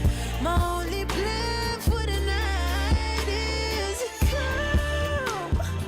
Bring slow music back to nightclubs. You remember when they used to just play a slow jam out of nowhere and people would be on the dance floor all caked up? That also will cut down on some of the tension and the violence. You got to play a slow song, and then everybody would scatter. Like, oh no, they're playing a slow song. I must find someone to dance very close with. Bring that stuff back. Well, I guess, no, you probably can't even slow dance with a stranger in the club anymore because it's probably sexual harassment. We would routinely sexually harass one another in nightclubs. It's just you went out to get sexually harassed. Come on, ladies, you know you got your ass grabbed 37 times a night, and you didn't care. You're like, oh, who did that? Oh, another one. You wouldn't stop going. Like, now you got to sign an NDA. Hello, ma'am. I would like permission to speak with you. Hi, I'm going to have to ask you to sign this form and sign this document. I'm also going to need a blood sample and copy of your resume. I'm also going to need some details about your family. I'm going to need some details about your immigration status. You got to provide all this damn information. Back in the day, you just wanted to go out and get you a little bit of strange. That's all you wanted to do. And it was a good night. He got you a little sample of some strange, just a little bit. You ain't got to get all of it on the first night. Maybe go on a date and get the rest of it. Go out and get phone numbers. Remember that, fellas? You always had to carry a pen with you. Can I get your number? I'm going to call you. Okay. You felt like you was on top of the world. Now women give out their damn Instagram. I don't want your damn Instagram. That's offensive to me. I want your phone to ring. Got to get the Snapchat. I don't want that either. It's just not personal enough for me. I like the Snap. I'll take a phone number and I won't necessarily call, but I'll send you a text. And once I see you've read my text message, the countdown is on. You have a certain amount of time to respond. I don't play that red stuff. What is that? What's the countdown? I give you an hour. You might be busy. Anything more than that? Well, let me tell you what happened to me not too long ago. What day was it? Oh, I deleted the message because I blocked her. Jeez. This broad asked me for $4,000. Oh, wow. Block. Here's what she said. She was like, apparently she got bad credit, which par for the course, they all do. So she had a co-signer for her lease. The co-signer is not co-signing for her to renew her lease. And I'm not doing it. I'll be damned. But apparently her landlord needs to see $4,800 worth of bank deposits in a month, enable for her to renew the lease in her name without a co-signer. She's like, well, I have most of it, Sherwin, but can you borrow me some money so that I can show my landlord that I made the necessary $4,800 in deposits in a month so I can get the lease renewed? And then she said, don't worry, I'll bring your money back to you. So first of all, I'd be a new fool to think that she actually would. Okay. I was like, well, how much money, how much do you have? How much do you need so that you can show that you have the $4,800 worth of deposits in a month? You know what this heifer told me? She said, I got the 800. She wanted me to How block. is this a topic of discussion? She brought that up. We were talking about something else, which I won't disclose. I've known her for a long time. She's actually my homegirl, but she just goes left sometimes. Like, she doesn't have good sense, but she can only get away with it because she's pretty. But she ain't never asked me for money before. Don't ask me for money. Screw you. I'm not giving. No. I'm the only woman I would even. It's a slippery slope because once you give them money like that, then you're required. Then it becomes an element of the relationship, and I'm not the one for that. There's dudes out here that live to give women money. They get hair done, they get nails done for women. They'll do all that stuff. Some men take it as their responsibility. We got names for those kind of men, but I'm not going to shame them or bash them because here's the thing. I know all too well that a woman will have a man that she gets money from to look good for another man. Incorrect. I'll pay for your hair and nails, but when you're not with me, take the hair and nails off and leave it in my house. You want the hair and nails back? Come over and get them. Gonna have me paying for your beauty routine so you can be out here thotting around the Brady Street, thotting around Water Street on my dime. Ain't happening. So possessive. No, I ain't possessive. If you ask, I work for my damn money. Looking good ain't enough. Some women think, oh, being attractive is not a flex. Everybody's attractive nowadays. Ain't really many ugly people anymore. Everybody looks good. All the women, they all look all their pictures are perfect. Not a flaw. So yeah, being pretty is that's not an aspiration. In fact, y'all gonna have me over here sounding like the mayor of New Berlin. I'm not over here trying to bash women, but come on, y'all know what you're doing. I don't even know why women gas themselves up like that. Like, oh, girl, you're so pretty. How come you don't have a man? Because she's got a horrible personality and she's dumb. That's why. But you're so pretty. How come you're not married? It should be real obvious. Oh, you're so pretty. How could he cheat on you? You're so pretty. Pretty ain't never kept nobody faithful. In fact, the woman he cheated with, not nearly as pretty as you are. Some think they're pretty can make up for being a miserable, selfish human being. Those pretty girls learn lessons very, very quick. They learn the lessons. All right, where are we at here? Read a YouTube comment or two. LT says, my bar would play Taylor Swift all day, every day. I'd make money. Yeah, LT, because that would be a gay bar, sir. The gays don't fight, do they? They do sometimes. Oh, I don't know. We got a bunch of gay bars in Milwaukee. You got DX. You ever heard of DX? I've driven past it. You ain't never been into DX? No. Only gay bar I've ever been to is This Is It, and that doesn't exist anymore. I let somebody drag me to DX one night. Yikes. Yeesh. Ay. Why, what's the Straight problem? women like to go to gay bars because they feel comfortable and they can act a fool. They just go around just grabbing men. It's crazy. I've never been to Lacage. Oh, really? Yeah, I'm scared. It's not just a gay bar. They have other activities that go on there. Yeah, I know they do. I don't need to see all that. Huh. I'm cool. Don't they got men dancing in cages? And women. You can have yourself a nice little thought off that night. Hold on, man. Cougars. No, hold on. All dancing around. I don't need to go nowhere where they got gay men in cages. And women. They're probably gay too. Nothing against the gays. You know, the gays are cool. Gay women love men. Say it again. Gay women love men. At least they love me. Hold on, man. This is not what the show is supposed to be about.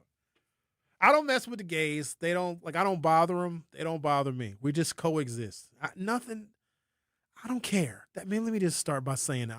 Sherwin, you're homophobic. Phobia is the wrong suffix. Ain't nobody scared of them. Oh, Sherwin, I got accused of being transphobic on my Twitter. Yeah. You hear how you were talking about the, what's that group called? The PSL or whatever? Oh, they can kiss my ass. Big Martha almost came down there. Yeah, Big Martha's you. You're the ops, Xavier. You're the ultimate troll. I think, you know what, Xavier? I think so when they did the Brewers Black Culture Fest and you had all the racist comments, I bet like 30 of those accounts were you. Niggers. We don't like you. No statement. Xavier got 97 Facebook profiles probably. When I got trolled by one, you know these Francesca Hong supporters, they don't like me. They don't like Sherwin. That's all right. I'm not here to please everybody. And I'm also not here for a long time. I'm here for a good time. But no, I said, so there's this comedian. She's weird. Her name is Ivy Woke. Love her to death. Love her to death. And she talked about how she has gotten threats from a trans woman threatened to kill her, but the trans woman on her Instagram page is asking for money because she's homeless. And Ivy Woke just does this whole bit about like, yeah, you should have a priority. Like, why do you want to kill me when you don't have anywhere to live? And so I reposted that. And then somebody took it as me being transphobic. They're like, oh, Sherwin, you're so insecure. Why are you talking about trans people? First of all, they give a lot to talk about. And nobody is immune from criticism. Anyways, LT said his bar would play Taylor Swift. Reggio says via YouTube, do you mind me playing a little Melba? Love wins every time. That sounds gay too. It's me, SE says, I did not see DMX, Public Enemy, or Heavy D on the list. See, play some of that hip hop. Now, some of DMX's stuff probably might be a little bit on the edge as well. JD the Poet says, free Big Al. Is Al like officially suspended? Like he can't even call my show? He didn't do nothing bad on my show. Nope, he can't call any of the shows. Till when? I think the 8th of September. Y'all set a date. Al can't call till after Labor Day. That's crazy. not me. You know me. I let it fly. Just hit the dump button. Al has been suspended from 101.7 The Truth more than a black kid that goes to Vincent. Al, stay in the principal's office. What did he said? A profanity? I guess he said MFer. Y'all supposed to catch that, though. You can't suspend him because y'all supposed to catch it. You know that. Hey, I wasn't here for that. You know me. I hit the dump button. No, you don't. People cuss on talk radio most of the time. So you all that are listening, unless you're listening on YouTube, because we don't have the ability to censor our audio on YouTube, but when it goes out over the air, our producers have this button. Actually, I got a button too. Hang on. I swear I have a dump button in here, Xavier. You probably do. Right here. It says dump. What happens if I push it? It'll dump whatever's happening. So if I say MF and B and I hit dump, nobody will hear it except you two? I don't know. Let's try it out. You're a son of a gun. I just hit it. So I don't know. I heard it in my ear. Yeah, it's going to go throughout the ear, but we're on a delay. So it's like a 10-second delay. So I think it just dumps like 10, 15 seconds or something like that. I probably should stop pressing buttons, but if they don't want me to press these buttons, why would they give me so many buttons to press? Marvin Jenkins says, as a black man, I would only play certain music too. Folks are just tired of the riffraff. I got to take a break. I'll come back. We'll continue our conversation. Should we jump to either the Common Council in New Berlin addressing the mayor's anti-woman, anti-Muslim, and anti-black comments, or the CNA strike that is scheduled for October 6th through 8th, 2026, where CNAs all across the country are demanding better working conditions and at least $30 an hour. Ladies, that's nurse money. CNAs, I know CNAs do very important things, but I don't know about that, ladies. And also, there are rules and laws against patient abandonment, which I'm sure you will all be accused of if you walk out on your patients. I don't know. We'll talk about one of those things on the other side. You're listening to The Truth with Sherwin Hughes. I'll be right back. The Truth with Sherwin Hughes returns after this on 101.7 The Truth app, and 1017thetruth.com. Milwaukee Public School families, the first day of school is Tuesday, September 1st, and there's still time to enroll. MPS offers programs to fit every learner, including bilingual, Montessori, special education, and more. All MPS students receive free breakfast and lunch. Enroll today at milwaukeepublicsschools.org/enrollment. Or visit MPS Student Services at 5225 West Fleet Street, Monday through Friday from 8 a.m. to 4 p.m. Thank you for choosing MPS. Talking about guns with others might not always feel comfortable, but it could save a life. Here's a way to start a conversation. Your family is going over to your neighbor's home for dinner for the first time. How would you ask if there are any unlocked guns in the home? Hey, we're so excited for tonight. Before we come over, though, may I ask if there are any unlocked guns in your home? Our guns are stored securely, locked in a safe that the kids can't access. Awesome. Learn how to have the conversation at agreetoagree.org. Brought to you by the Ad Council. Wherever there's a need in our communities, there's a United Way. Improving lives so everyone can thrive. Where more people can gain access to health care and nutritious food for their tables. Where more community members can benefit from financial education and get connected to local resources for housing support. And where children are given more chances to reach their full potential. Community is where we find our strength and where we share our hope. United is the way. Visit unitedway.org. Are people around me safe when I vape? Science does not support that belief. Exhaled vape emissions linger in the air, affecting indoor air quality and bystanders in the same space through secondhand exposure. Vaping emissions can also accumulate on clothes, hair, dust, and furniture, leading to exposure risks to bystanders of all ages. And vaping around a pregnant person can lead to serious health impacts on fetal and childhood development. Enough with the puff. Learn more at ul.org/vaping. My mom has decided to learn to paint, and she's good. My dad's now into creative cuisine, and I've already put on 6 pounds.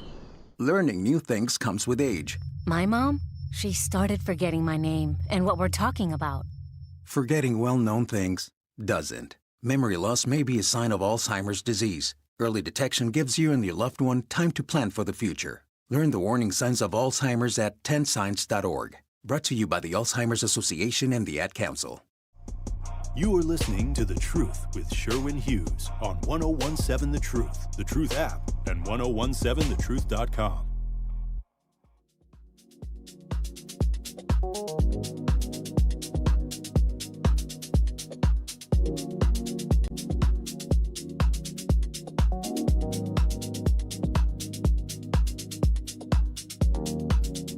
This is the kind of music you hear at La Cage with many sweaty gays dancing in a cage.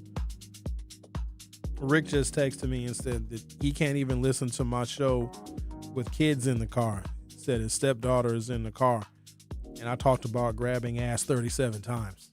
And it's a great show. 100% it is, because Rick, you know what? Guess what? You used to grab ass too. Exactly. Rick used to be a DJ. I think he does still. He's not used to. He's still a DJ. My former producer, DJ Ricky Allens. You in there grabbing ass. Ain't nothing wrong with it. What is this? Oh, I was going to tell you guys about the business that play classical music. They blasted it in the parking lot, and it helped cut down on loiterers. There is a documented history of businesses, transit systems, shopping areas, and other semi-public spaces deliberately using music as a form of behavioral control, sometimes called weaponized classical music. I'm going to stop right there real quick, okay? If music can be used as a deterrent to push people away and to move people along and to stop certain people from gathering and loitering and congregating, then we also can admit certain types of music can also attract people, right? We can admit that. And if you do not want a particular element inside your bar, your nightclub, your restaurant, whatever, you can use music as a deterrent. It has been used for a very long time. But 7-Eleven is the business that experimented with blasting classical music into the parking lot. And lo and behold, because they're having a problem with teenagers hanging out in the parking lot. You ever notice the kids will just find the weirdest places to hang out at? When I was in high school, one of the places we hung out at was the Taco Bell on 91st and Brown Deer Road. Now, it's not a Taco Bell anymore. Now it's the JJ's Chicken and Fish.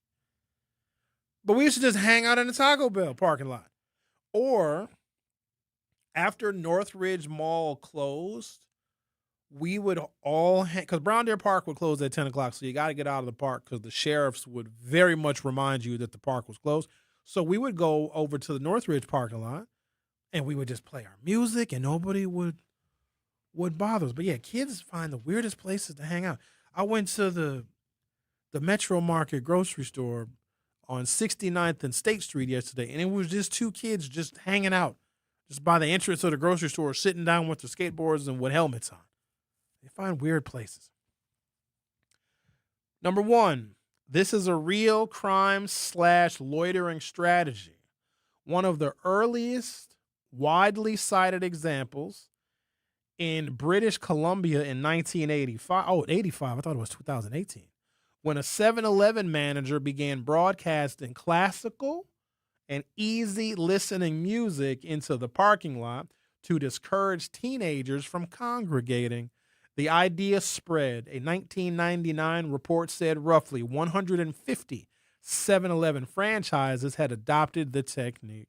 That's why they changed the hip-hop boat cruise to yacht rock, because they thought that black people had an aversion to yacht rock. That actually is not true, because many songs considered yacht rock are favorites of the black African Americans, myself included.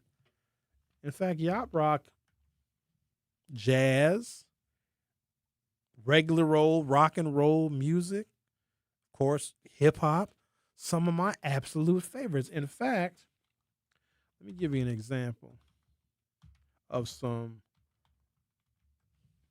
what would be considered yacht rock. I played this song before. Hold on, y'all want to hear a little sample of it? Let me give you a little sample. What the hell is this? That's not it. Let's try this right here. What is this? Yeah. If you play this and you think that it's going to deter me,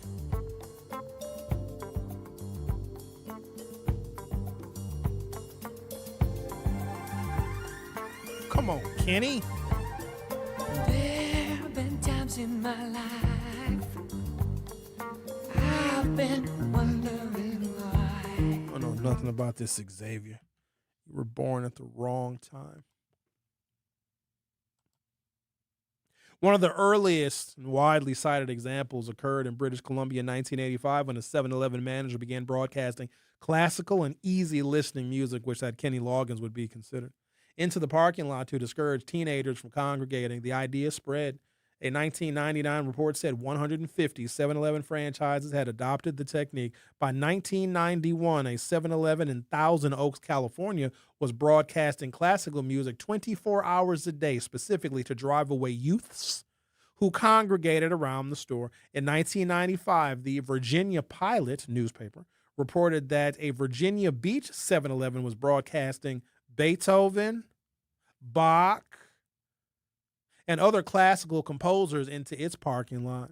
A regional loss prevention manager for Southland Corp., then 7-Eleven's parent company, said the tactic had worked at a majority of locations where it had been tried. And it didn't remain confined to 7-Eleven. Classical music or opera has substantially been deployed at McDonald's, shopping malls, bus stations, parking lots, and other locations. Businesses have intentionally selected music genres because they believed the people that they considered undesirable would dislike that music and leave.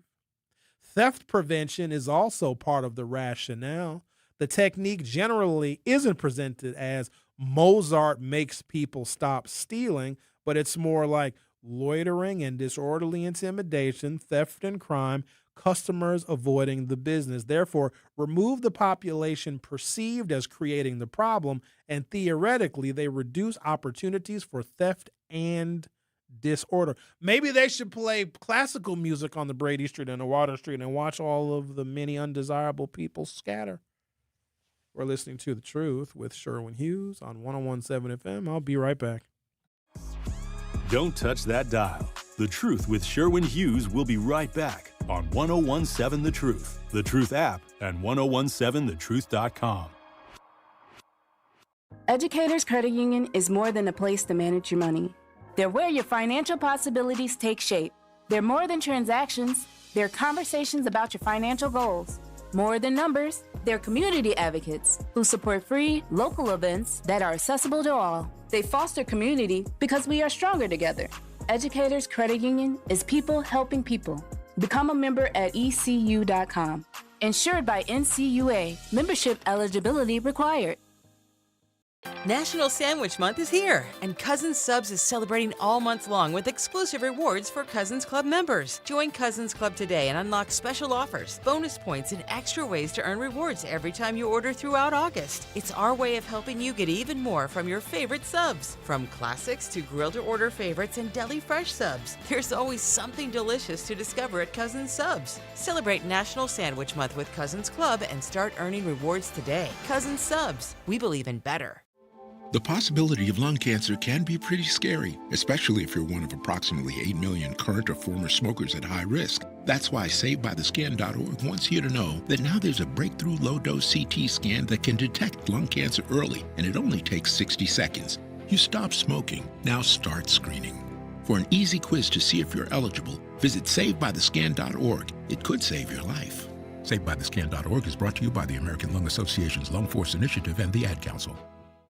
Reading aloud to children sharpens their listening skills, expands their vocabularies, and nurtures a lifelong love of reading. That's why Reading is Fundamental, the nation's leading children's literacy nonprofit, offers free monthly read-alouds by popular authors through its Rally to Read program. Visit rallytoread.org to watch the read-alouds and discover exciting reading activities for school and home. Visit rallytoread.org today. This is The Truth with Sherwin Hughes on 101.7 The Truth, The Truth app, and 1017thetruth.com.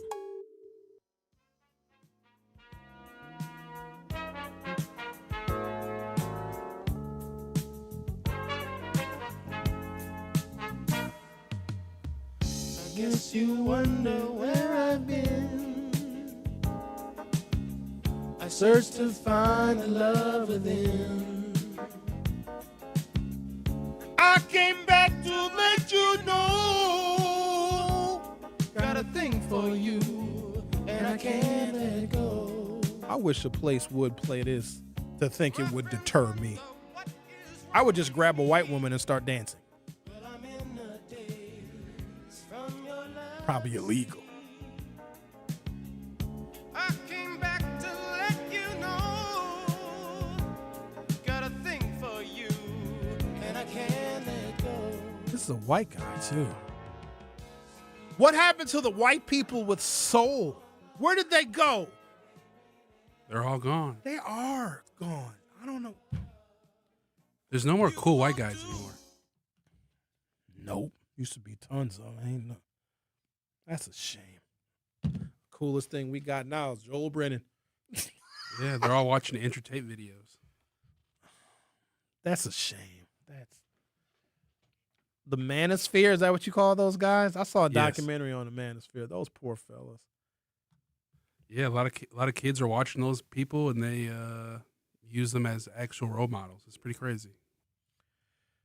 And it's unfortunate that, first of all, I don't believe in incels. I don't think anybody is involuntarily celibate. I don't think so. Oh, no, they definitely are. They just don't want to put forth what is necessary to be in the company of women. It's not hard. Getting laid is not difficult. In fact, the more empowered women get and the more women want to emulate men and be like men, because what I come to find out is the kind of masculinity and the kind of man that women want to emulate, the examples that they set for the kind of men that they want to be equal to are toxic men. And toxic men hump a lot. And when women, body count doesn't matter. When a woman says body count doesn't matter, she'll hump. She'll go out on a Friday night, just go get her some Strange, go get a cup of coffee and go home. Ain't nothing wrong with that. My kind of woman. But even if a man is quote unquote involuntarily celibate, like a woman doesn't want to date him, he can still go pay for a prostitute. Nobody's involuntarily celibate. Like, what does it go for nowadays? $90? $125? I don't know. $4,000 so a woman can show $4,800 in deposit so she can renew her lease, And technically, I would have just been renting it because she said she was going to give the money back, which, I had a feeling if I gave her the money, she would start negotiating. Like, oh, what do you want from me if I don't give you the money back? Nothing. I want my money back. But I don't know if there's anybody that's involuntarily celibate. I think that there are some men who are not relationship material because of maybe how they carry themselves. And some men are just sloppy. Fellas, put yourself together. Get a nice shirt and nice shoes. Women love when you wear nice shoes. Cut your fingernails. Shave your nasty neck beard. Just present yourself. Smell good. Take a shower. Go get your hair cut. And just walk around like you got some confidence. And some strange will just come up to you just when you least expect it. In fact, you want to meet some strange. Come to the 3rd Street Market Hall at around happy hour, because a lot of folks so there's apartments right here in this building, and there's a lot of single women. Like, a lot of nurses live here. And you know what they say about nurses? Whatever they say about nurses, it's true. And so coming up in hour 3, we're going to talk about the CNA walkout that's scheduled for October 6th through 8th. But a lot of nurses live in this building. Nurses survive on Strange. They love it. My favorite kind of women. Shh. Be careful. Don't commit to one. Oh, yeah, no. No, you can't do that now. They're lots of fun, though. They sure are. Don't nobody party like a nurse. And they're up late nights. If a nurse goes on a girls' trip with a whole bunch of other nurses, kiss her goodbye. And I mean, let that be the last time you ever kiss her for a number of reasons. Because if she goes down to the Caribbean with a bunch of her nurse friends, she's going to come back walking different. Don't do it, fellas. Not a nurse. Some nurses are nice. 20 years ago, I dated a nurse. That's when I first started to understand the nurses. Well, she just got married a couple of weeks ago. I feel so bad for some of these husbands because, your girl had a whole life. And it doesn't matter, right? It doesn't, whatever she did before she met the man that she ultimately settles down with, all that stuff, that's in the past. The past doesn't matter. It was a long time ago. She was younger. She was more carefree and just, exploring her way through the world. But it's some husbands that they're wondering, like, where did she learn how to do that? And to that I say, you're welcome. You don't want a seasoned woman? That depends on what she's seasoned with. It depends. I don't know. I want a woman to have all her experiences in, Don't want her to be running around curious. I want her to know what she wants, know what she likes. I don't want her to be so experienced to where she's like, hey, Sherwin, watch this. Hang on to these handlebars. I don't want all of that. Yeah. I want one that's going to be like, but sir, I don't really know how to do this. Sir, I'm not sure. Is it okay if I want one that seems like she's somewhat kind of innocent, not, here, put this on. Here, no, put on this leather suit, Sherwin. Oh, yeah. Put this ball gag in your mouth. You into that kind of stuff? No, but, a freaking woman, that's a good day. There's levels to it, though. There's Yeah. normal, acceptable levels, and then there's like Al levels, which is next generation freak. I'm trying to go a step below Al. That's still in very unusual company. Oh, yes. Because you're in a stratosphere with the freakiness. I don't need to be in a stratosphere. I just need to be, just a little bit above sea level. But I've been called vanilla, though. And I don't mind that. But also, you're only getting 2 minutes. What really am I going to do in 2 minutes anyway? Oh, I got some pills for you. No. I don't need no enhancement. I'm perfectly fine. I got other stuff I need to be doing anyway. I probably got emails to check. 2 minutes. Everybody's good. Go on back to what you were doing. In fact, our commercial breaks are 3 minutes. So that's ample time. Everybody complaining about the dates. Everyone complaining about walking out. Everybody's got a reason why this date or this location won't work. So you know what? Let's make it worldwide. The CNA Worldwide Strikeout, October 6th through 8th, 2026. We'll talk about that on the other side. The Truth with Sherwin Hughes. I'll be right back. The Truth with Sherwin Hughes returns after this on 1017 The Truth app, and 1017thetruth.com. At UW Credit Union, we have best-in-class technology and peopleology. Like if you lose your card, you can stop by in-branch for a same-day replacement, or you can have a new one instantly issued to the app. So whether you prefer interacting with our snappy online interface or our in-person regular faces, UW Credit Union is always here for every you. And whichever you choose, it's the best of both worlds. Join today at uwcu.org. Federally insured by NCUA. Hear that? That's the sound of your life. Perfectly imperfect. Beating in rhythm to the world you've created. But every time you drive after drinking, the music gets drowned out. Your life sounds pretty great. Don't let a buzz ruin it. Buzz driving is drunk driving. Don't drive buzzed. A message from NHTSA and the Ad Council. Doctors Without Borders is delivering life-saving medical care where it's needed most in communities around the world. From bandaging war-wounded patients in Sudan to providing clean drinking water in Haiti, we're in more than 70 countries worldwide, bringing patients from sick to recovering, from emergency to aid, from crisis to care. This life-saving care is made possible by a global movement of supporters like you. Thank you.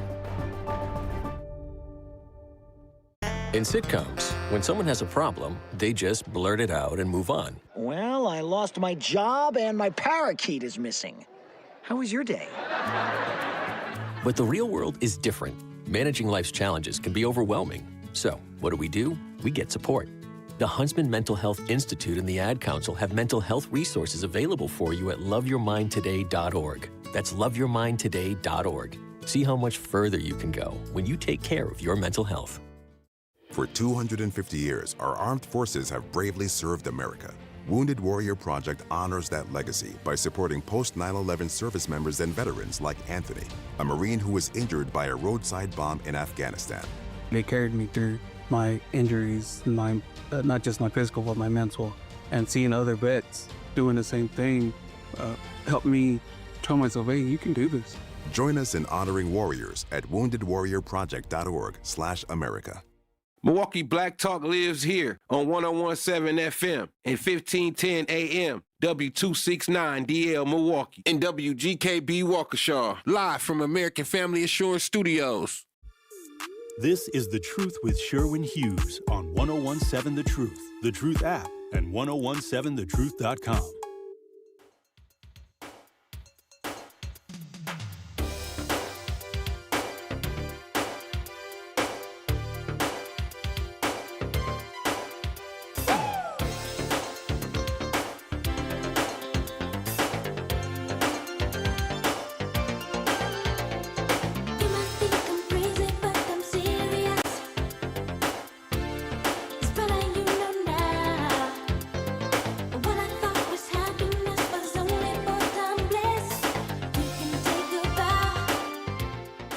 Welcome to hour 3 of The Truth with me, Sherwin Hughes. Janet was just as talented as Michael. Full stop. Second most talented Jackson for sure. Nobody could hold a candle to Michael. But Michael had some issues, though. You know what I mean? But whatever, it's fine. If you entertain us enough, we'll let you get away with pretty much anything. If R. Kelly ever gets out of prison, he would sell out his first concert, and it would be all women. You think Michael was an actual diddler?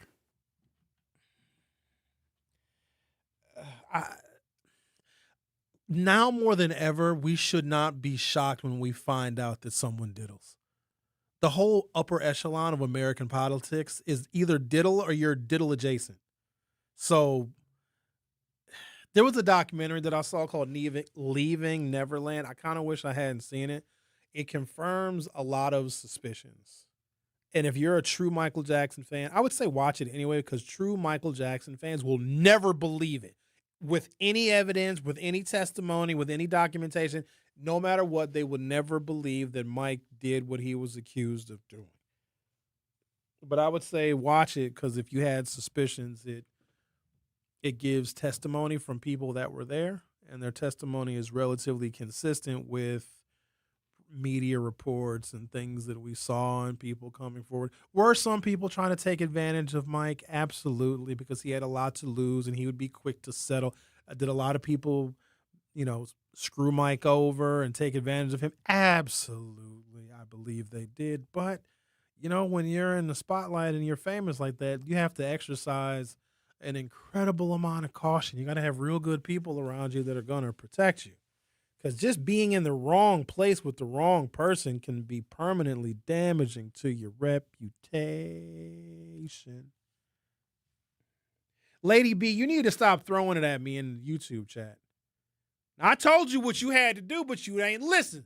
You said you was going to send your Instagram. You ain't sending. You said you was going to send a picture. You ain't sending. Listen, the door is closed. Stop it. Stop throwing that thing at me, because if you throw it at me, all I'm going to do is throw it over to Xavier. Hold on now, Xavier. She's hot and ready like a Little Caesars pizza. If you don't want to send a picture, then I think it's some booger wolfery going on. You know what I mean? There you go. There you go. Let's see what else we got.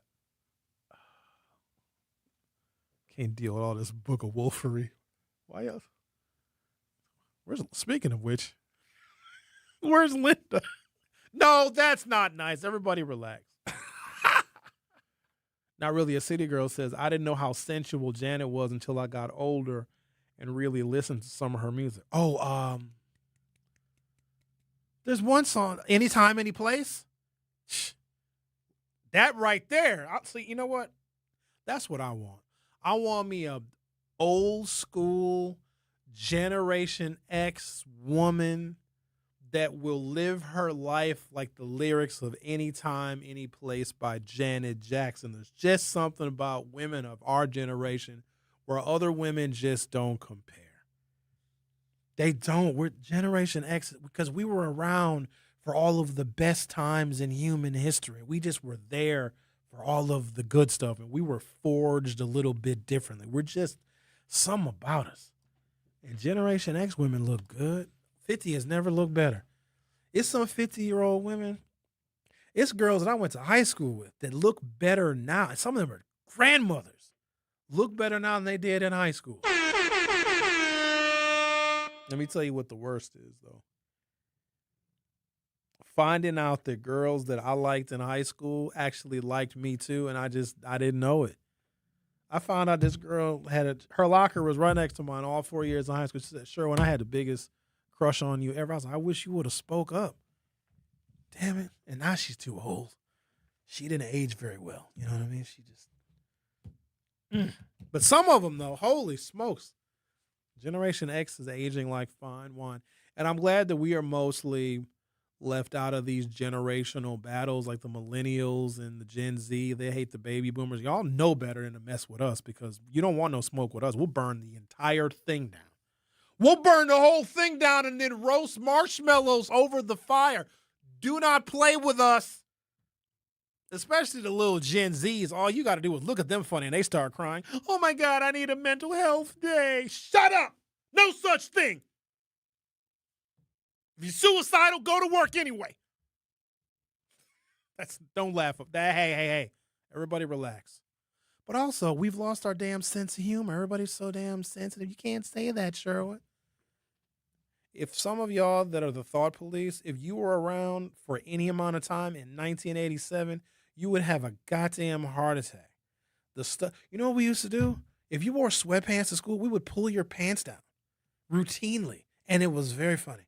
And sometimes it'd be a humdinger. A humdinger is when you pull somebody's sweatpants down, you got to tie them real tight. If you don't tie your sweatpants real tight, you're in trouble. A humdinger is when your sweatpants and your underwear come down. That's embarrassing, but you know what? You learned that lesson once. We just used to do. Teachers we'd have 7th grade and 8th grade dances. Like, come on, you guys remember 7th and 8th grade dances back in the 80s and early 90s. It was a hump fest. And the teachers would have to put rules together. We have to see daylight between the two of you if you're dancing. No, you couldn't slide a piece of loose leaf paper between two 7th graders on the dance floor. Hump fest. Oh, man, the days of wanton sexual assault. And it was a lot of times it was the girls perpetuating the sexual assault against us boys. Just saying, I miss those days. No internet, no Twitter. Everything we documented, or everything we did rather, wasn't documented. There was no video evidence. Now, will I admit that we may have been just as reckless and ridiculous as some of these young people now? I don't know. Maybe. Bet you can't prove it. And plus, we're getting old. Our memories are fading. We don't remember half the stuff that we did. That's why I can never run for president. I have somebody come up to me I ain't seen in a long time. Hey, Sherwin, do you remember back when we was in 8th grade and you did this and you said this? No recollection whatsoever. None. Don't even recall it. That's not good. Hey, Sherwin, remember we were freshmen? Remember we went and we stole that church? Nope. All right, what do we got here? The CNA is doing a walkout, ladies and gentlemen. Make sure that you're not in the hospital. Everybody come. This is from Tracy Pittman Nichols. She puts this and a flyer on her social media page. Tracy says, CNA worldwide strike, and this has made mainstream news as well. You don't have to travel anywhere. Pick your own destination wherever you live. Organize in your city. Organize in your state. Organize in your country. This is bigger than one facility and bigger than one location. This is a worldwide movement. And yes, the dates on the previous flyer still stand. Those who choose to participate on those dates continue to do so. October 6th through 8th is about giving certified nursing assistants and healthcare workers everywhere another opportunity to stand together to demand better. Here's what they want: $30 an hour minimum, safe patient to staff ratios, safer working conditions, real breaks. We need time to mentally reset, respect for the people doing the hands-on work. Everybody wants change, but somebody has to be willing to stand up for it. A planned grassroots social media movement calls for a worldwide certified nursing assistant and healthcare worker walkout and strike from October 6th through 8th. About the movement: a decentralized viral online campaign often referred to as CNA Strikeout Day or a global healthcare walkout. How it's going to work: organizers encourage CNAs and caregivers to coordinate locally at their own facilities, sites, or states rather than through a single traditional union directive. Organizers emphasize that participation should remain peaceful and lawful, urging workers to respect facility notice rules so patient safety is never compromised. Core demands: a minimum starting wage of $30 an hour is what the CNAs want. Minimum starting. Safe patient to staff ratios to prevent burnout. Breaks: real uninterrupted breaks. Break times to rest. Safer working environments and basic respect for hands-on care staff. Wisconsin healthcare facilities do not have a single statewide policy regarding the planned October 6th through 8th CNA walkout. Instead, individual policies are dictated by a facility's corporate guidelines, union representation, and strict state regulations regarding patient abandonment and staffing minimums. There's no way. You can't walk out as a CNA and not abandon your patient. That's illegal. Because the planned strike is a decentralized grassroots movement organizing via social media, how a Wisconsin facility reacts will depend on specific state legal frameworks. Patient abandonment, no strike rules. This applies to Wisconsin. So if you're a CNA, or if you know a CNA, if your wife is a CNA, your girlfriend is a CNA, these rules will apply to her, I'm assuming, because there's not very many man CNAs. Maybe there's some. There's maybe a few. Under Wisconsin law, healthcare workers can face severe disciplinary action, including loss of their CNA certification if they are found guilty of patient abandonment. Walking off a shift after accepting a patient assignment without handoff to another certified worker is prohibited in the state of Wisconsin. No strike clauses. If you work at a facility where CNAs are represented by a union such as SEIU Wisconsin, your current collective bargaining agreement likely contains a no strike clause. Participating in an unapproved or, quote, wildcat walkout outside of an official union-sanctioned strike is usually a policy violation that will lead to immediate termination. 10-day notice requirement. Traditional healthcare strikes require a formal 10-day advance notice to allow facilities to plan for patient safety. Because the grassroots walkout is not organized by a formal union body, facilities may treat unexcused absences during the October 6th through 8th walkout as standard policy violations or a no-call, no-show, which will lead to immediate termination. So you might be asking yourself, and I'm sure you are, Sherwin, what does a CNA do? I'm glad you asked. A certified nursing assistant provides hands-on daily care to patients and residents under the direct supervision of a registered nurse or licensed practical nurse or an LPN. CNAs help bridge the gap between patients and the medical team. Their everyday duties include assisting with activities of daily living, or ADLs, helping patients bathe, dress, groom, use the restroom, and eat, moving and positioning, transferring patients between beds and wheelchairs, or turning bedridden patients to prevent bed sores, monitoring of the vitals, measuring and recording the blood pressure and the heart rate and the temperature and the respiration rate, managing hygiene, changing soiled sheets, cleaning up rooms, and restocking medical supplies, and communicating changes, reporting any sudden changes in a patient's physical or mental condition to the nursing staff. That has to be some of the most grueling and demanding work ever. I don't know how healthcare workers do it. I really don't know. The things that they may see in any given day, I would quit. Healthcare stuff is gross. Now, I'm not one that is, what is it, squeamish? Is that the word? Where like you see blood and you freak out. Like, I don't care. I'm not afraid of needles. I'm not afraid of blood. But as a general rule, this is the Sherwin Hughes thing. You may have a different opinion. Anything that's inside the human body that then becomes outside of the human body, to me, is disgusting. Okay? All of it is gross. All the stuff that's in, like if somebody has a stomach laceration and their intestines fall out, that immediately is disgusting. But a stomach where the intestines are all inside, not disgusting. Saliva. I think one of the worst things you can do to a human being, honestly, I'm not kidding, is spit on them. You know, spitting on somebody is a felony. That is felony assault if you spit on somebody. Human saliva is disgusting. Again, if it's in your mouth, it's perfectly fine. It has useful biological functions. But once it leaves your mouth, it is disgusting. And I'm not going to talk about the other things that are inside the human body that have to come out as a form of relief. All of that is disgusting.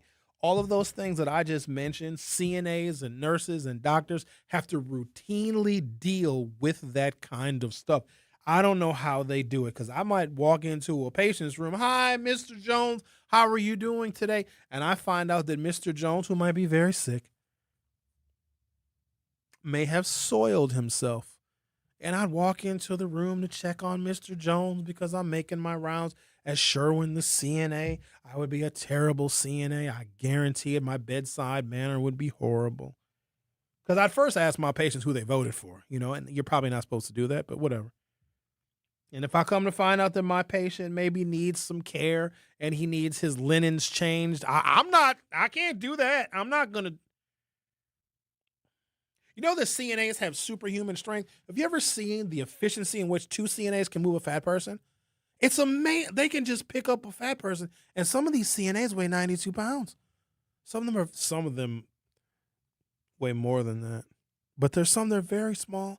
Like, okay, Mr. Smith, we're going to move you over to this bed, and it'll be 2 little 19-year-old, 94-pound CNAs, and they'll lift his big fat ass up, and they'll just put him in the next bed, and they just wheel him off. I really admire what they do, but I don't know how they do it. Well, I guess I'm going to stand with the CNAs. If you guys want $30 an hour, hell, my insurance is already expensive enough. Might as well pay the CNAs the money, because nobody wants to do that kind of work. And you got to listen to a nurse, too. It's even worse. Take a break, come back. Maybe I'll venture over into the YouTube chat land. Yeah, we'll read some YouTube comments on the other side. You're listening to The Truth with Sherwin Hughes on 101.7 FM. I'll be right back. Don't touch that dial. The Truth with Sherwin Hughes will be right back on 101.7 The Truth, The Truth app, and 1017thetruth.com. In the United States, a vehicle is stolen every 31 seconds, about as long as this message. Luckily, you can take a few easy steps to protect your car in the same amount of time. Remove your valuables, roll up your windows, don't leave your car running unattended, lock your doors, and take your keys or fob. If you have information about a crime, call the police. If you suspect insurance fraud, also call 800-TEL-NICB. A public service message from the National Insurance Crime Bureau. I always had to be so good, no one could ignore me. Carve my path with data and drive. But some people only see who I am on paper. The paper ceiling, the limitations from degree screens to stereotypes that are holding back over 70 million stars. Workers skilled through alternative routes rather than a bachelor's degree. It's time for skills to speak for themselves. Find resources for breaking through barriers at tearthepaperceiling.org. Brought to you by Opportunity at Work and the Ad Council. I'm Chris Jakimick. I served in the United States Air Force and I deployed 3 times. So in 2017, I was serving as an Air Force First Sergeant. Our motto in that role is my job is people, everyone is my business. But unfortunately in that year, I would lose my own brother, Lance Corporal Adam Jakimick, to suicide. The majority of veteran suicides are from guns. I store my weapons securely, not only for myself, but for my family. Store all your guns securely. Help stop suicide. My service never stops. Brought to you by End Family Fire and the Ad Council. And here's Heather with the weather. Well, it's beautiful out there, sunny and 75, almost a little chilly in the shade. Now, let's get a read on the inside of your car. It is hot. You've only been parked a short time and it's already 99 degrees in there. Let's not leave children in the back seat while running errands. It only takes a few minutes for their body temperatures to rise, and that could be fatal. Cars get hot, fast, and can be deadly. Never leave a child in a car. A message from NHTSA and the Ad Council. Babes, what are you doing? What? I'm just mowing the lawn. No, it's blazing hot and dry out here. Don't you remember? Smokey Bear says. Avoid using power equipment when it's windy or dry. Where'd you learn this? Oh, it's on SmokeyBear.com with many other wildfire prevention tips. Right. Thanks, honey bear. 'Cause remember, only you can prevent wildfires. Brought to you by the USDA Forest Service, your state forester, and the Ad Council. This is The Truth with Sherwin Hughes on 1017 The Truth app, and 1017thetruth.com.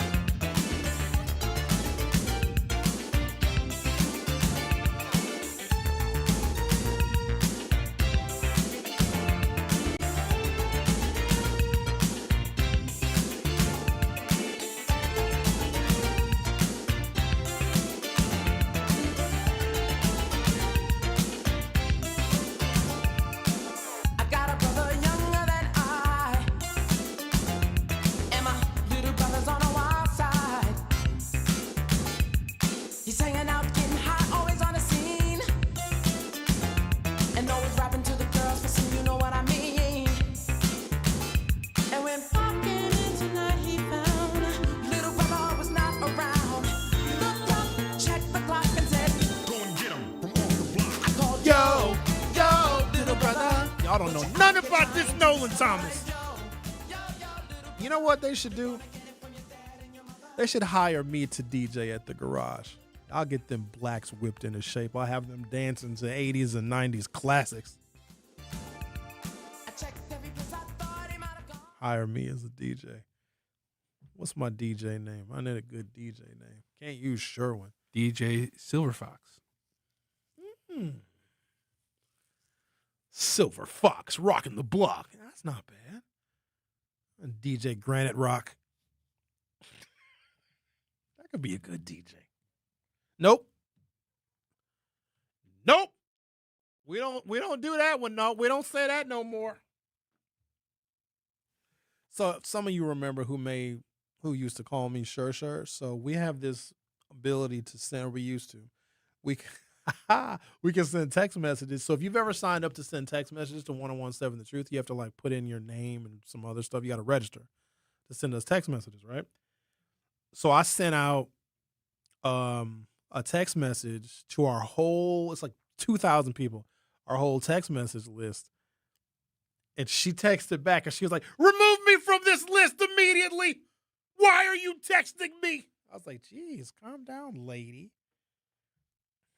You know, did you ever meet Savannah? Xavier? No. She tried to get me fired, apparently. Why? I don't know. Oh, that's who called you DJ Sher? Yeah. Which she just called me Sher, which was just odd. Heard she turned off your mic. Oh, yeah. What were you saying? I don't know. She just got mad for some reason. It is what it is. Worse things have happened. People are very emotional. There's an unusual dynamic that sometimes exists between producer and host. And I've had a lot of women producers. Have I had a lot? Well, 3, right? Savannah, Rhea, and Carrie. Carrie was probably the least emotional of my women producers. I shouldn't even say that because men producers can be emotional too.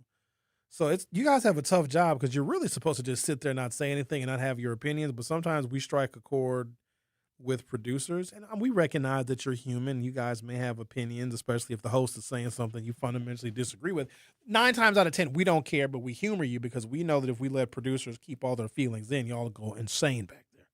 But Rhea would get so angry at me if I had an opinion that she didn't share that she would just try to butt in and just take over the show. And I remember complaining about it because one time she just went way too far. And I remember complaining about it to whoever, remember them white guys that came in and they were the content directors? But they didn't. Beavis and Butthead? They ain't supposed to say that. Oh. But I was like, yo, my producer is interrupting my show. Like, well, what did you do to provoke her? I'm like, I'm never talking to y'all ever again. I'm going to do the tell-all one day. I'm not going to do it here. I'll do it on the Hughes Views 414 podcast. I'm getting real close. I'm getting real. So much stuff happened in 1017 The Truth, y'all, that y'all would have no idea. I got to figure out if I'm going to get sued or not, though. Well, no, because then they'd have to go to court and prove that what I said wasn't true. Everything that I would tell is 100% true. All of it is. Some of it easier to believe than others. Some of the stuff. Radio people are very interesting personalities, and they also talk too much. You don't want to get into a conversation with a radio host. They don't know how to shut the... Whatever. Oh, speaking of people that don't know how to shut the heck up, New Berlin Council is to address the mayor's anti-Muslim social media posts. The New Berlin mayor, Dave Ament, faces backlash over Facebook posts disparaging Islam and Muslims.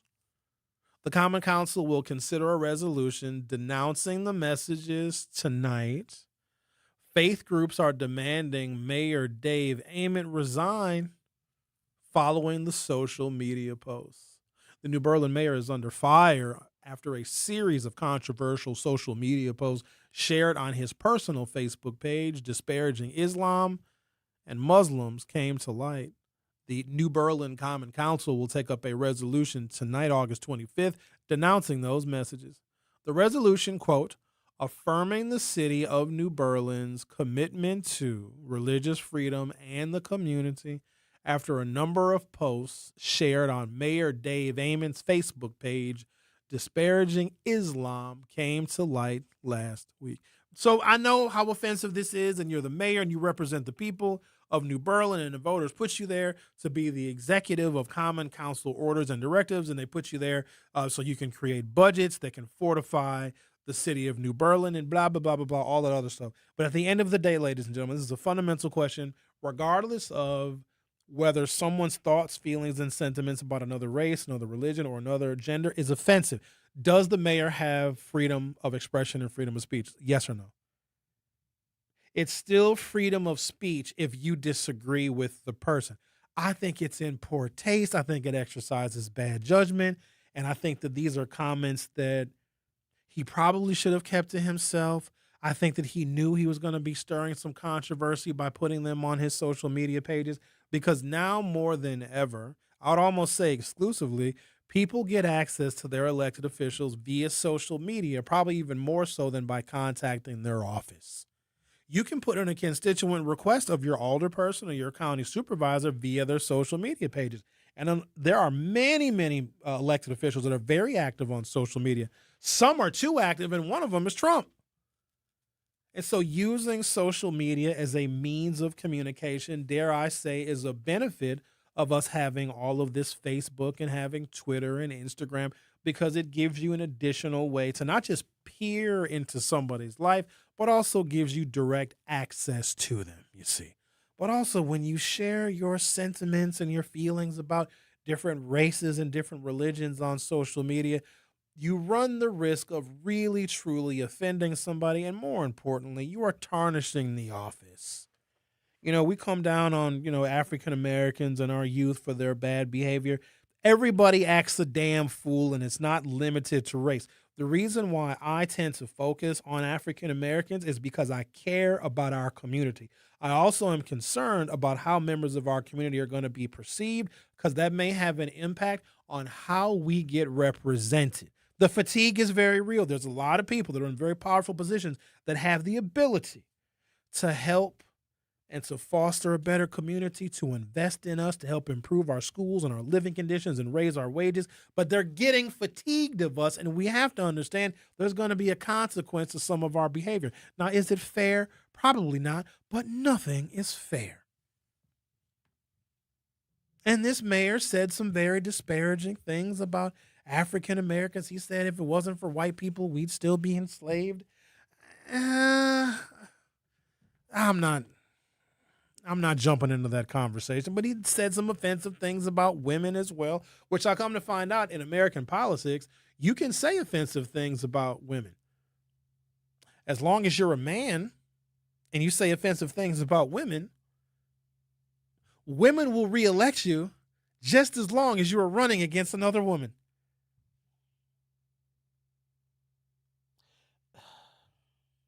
Women didn't want Kamala Harris to be president. Women didn't want Hillary Clinton to be president. Women are the largest voting bloc in America, with white women, of course, being the predominant. And even after women of all races and ethnicities and religions lost or had some of their reproductive freedoms reduced, enough women still voted for the man that was almost single-handedly responsible. Now, it was a cast of characters. There was some members of the U.S. Supreme Court as well. But he had a really heavy role in chipping away at reproductive rights and freedoms that women had fought for a very long time, and they turned around and they voted for him anyway. I am perplexed. You know what else I'm perplexed about, since we're being perplexed today? There was it was some like feminist rally or something outside of a WNBA game. Like they had some kind of a protest and they were all going to go to the WNBA game afterwards, right? And there was a reporter that was there, or maybe the reporter was just a troll for social media. And they asked these feminist women who were outside of this gathering, this protest, whatever the hell it was, a protestival outside of a WNBA, because they were going to celebrate women by going to the WNBA game. And they asked a fairly large sample of women that were at this protestival outside of a WNBA game if they could even name 5 WNBA players, and only one of the women could. And I challenged myself, can I name 5 WNBA players? Nope. But women don't even. Is that not nice to say that women don't really watch the WNBA, but then people want the WNBA players to make the same as the NBA players, but nobody watches. If I see a WNBA game on, because they play them like on Sunday afternoons, I see them, or maybe Saturdays, whenever it is. There'll be like 3 of them on at once. I'm like, ooh, I got to find something else to watch. This sucks. I can't. It's not good.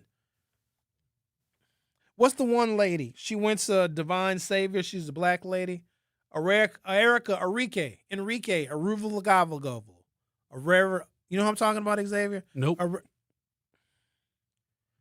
Well, then you got Kaden Clark. She's the white lady that everybody hates, apparently. They don't like her. They beat her up. They foul her and throw her to the ground and pull her little ponytail. That's more of a myth by the right-wing media to make her a victim. The WNBA is a lot more. They foul a lot harder than in the NBA. Okay. They're a lot more physical, actually. I know who Sophie Cunningham is. You like that girl? Hang on a second. Hold on. Everybody relax. Sophie Cunningham got twerk videos. Yeah, what, a little booty? You don't got to, hold on, man. Little booties matter, sir. Don't be racist against booty size. I like little booties, but she got a little flat booty. Hold on, man. We need to relax. You're saying some very offensive words today, sir. Me? I don't know if I like your tone. Little booties matter.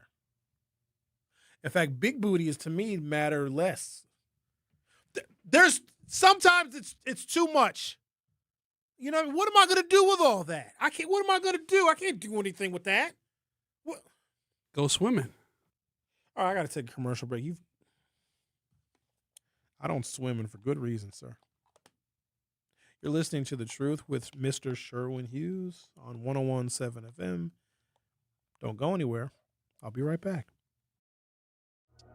The Truth with Sherwin Hughes returns after this on 101.7 The Truth app, and 1017thetruth.com.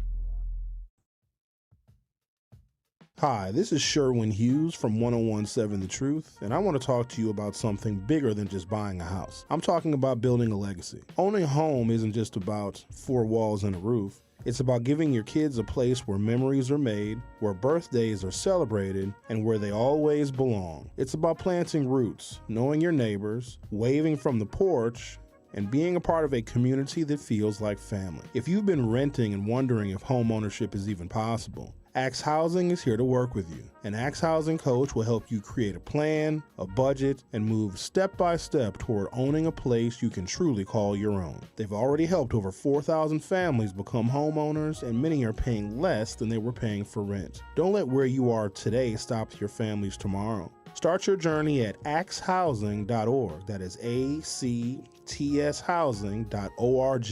Your legacy begins at home. Here's the deal. We gotta set ourselves up. See, retirement is the long game. We gotta make moves and make them early. Set up goals. Don't worry about a setback. Just save up and stack up to reach them. Let's put ourselves in the right position. Pre-game to greater things. Start building your retirement plan at thisispretirement.org. Brought to you by AARP and the Ad Council. For 75 years, the Muscular Dystrophy Association's voices have thundered through the halls of Congress. For 75 years, we've willed the impossible into existence. For 75 years, the MDA community has pushed the science, shifted the narrative, and established the field of neuromuscular medicine. And until that day when this is all a thing of the past, you couldn't stop us if you tried. Join us and celebrate 75 years of breakthroughs at MDA75.org. You are listening to The Truth with Sherwin Hughes on 101.7 The Truth app, and 1017thetruth.com.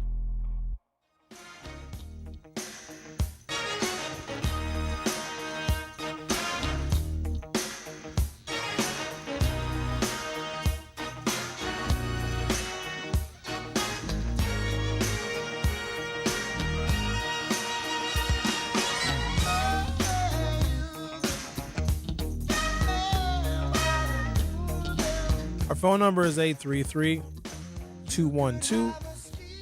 833-212-1017. JD was at a casino yesterday, and guess who we ran into at the casino? Bob. Bob, you need to stay out the casino. Let's talk to Brian. Hello, Brian. How are you today? I'm doing good. It's a long time no hear from. Yeah, it's been a while. How you been? Pretty good. All right. Just observing the plumpness of our black society. I had to say something about this when you were talking about that New Berlin mayor. You know how I am a proponent of billboards and what have you. Yeah, you are. I think that I would put a big sign up in New Berlin saying "Big Whoop" to our black sissified people that get offended on every little thing that white folks say to us. I said, "Big whoop" to our sissified brethren. A big whoop to our sensitive sissified people to what the New Berlin mayor would say. Had a sign up saying, "Big whoop. What do you expect? Who cares what these people say? Get a grip."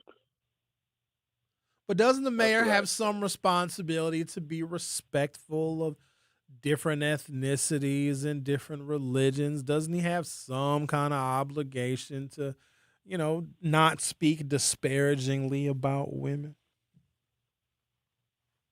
No. Oh. Not at all. Brian, do you I think the don't women think belong in the kitchen? No. Oh. I could care less. It's funny. Where do you think Big women? whoop. Get a grip. Where do women Grow belong, up. in your opinion, Brian? Right where they are. All right. If you had a They choice everywhere. of where women should Women be, are wherever they are. All Women right. are wherever they are. fair enough. Are you married, Brian?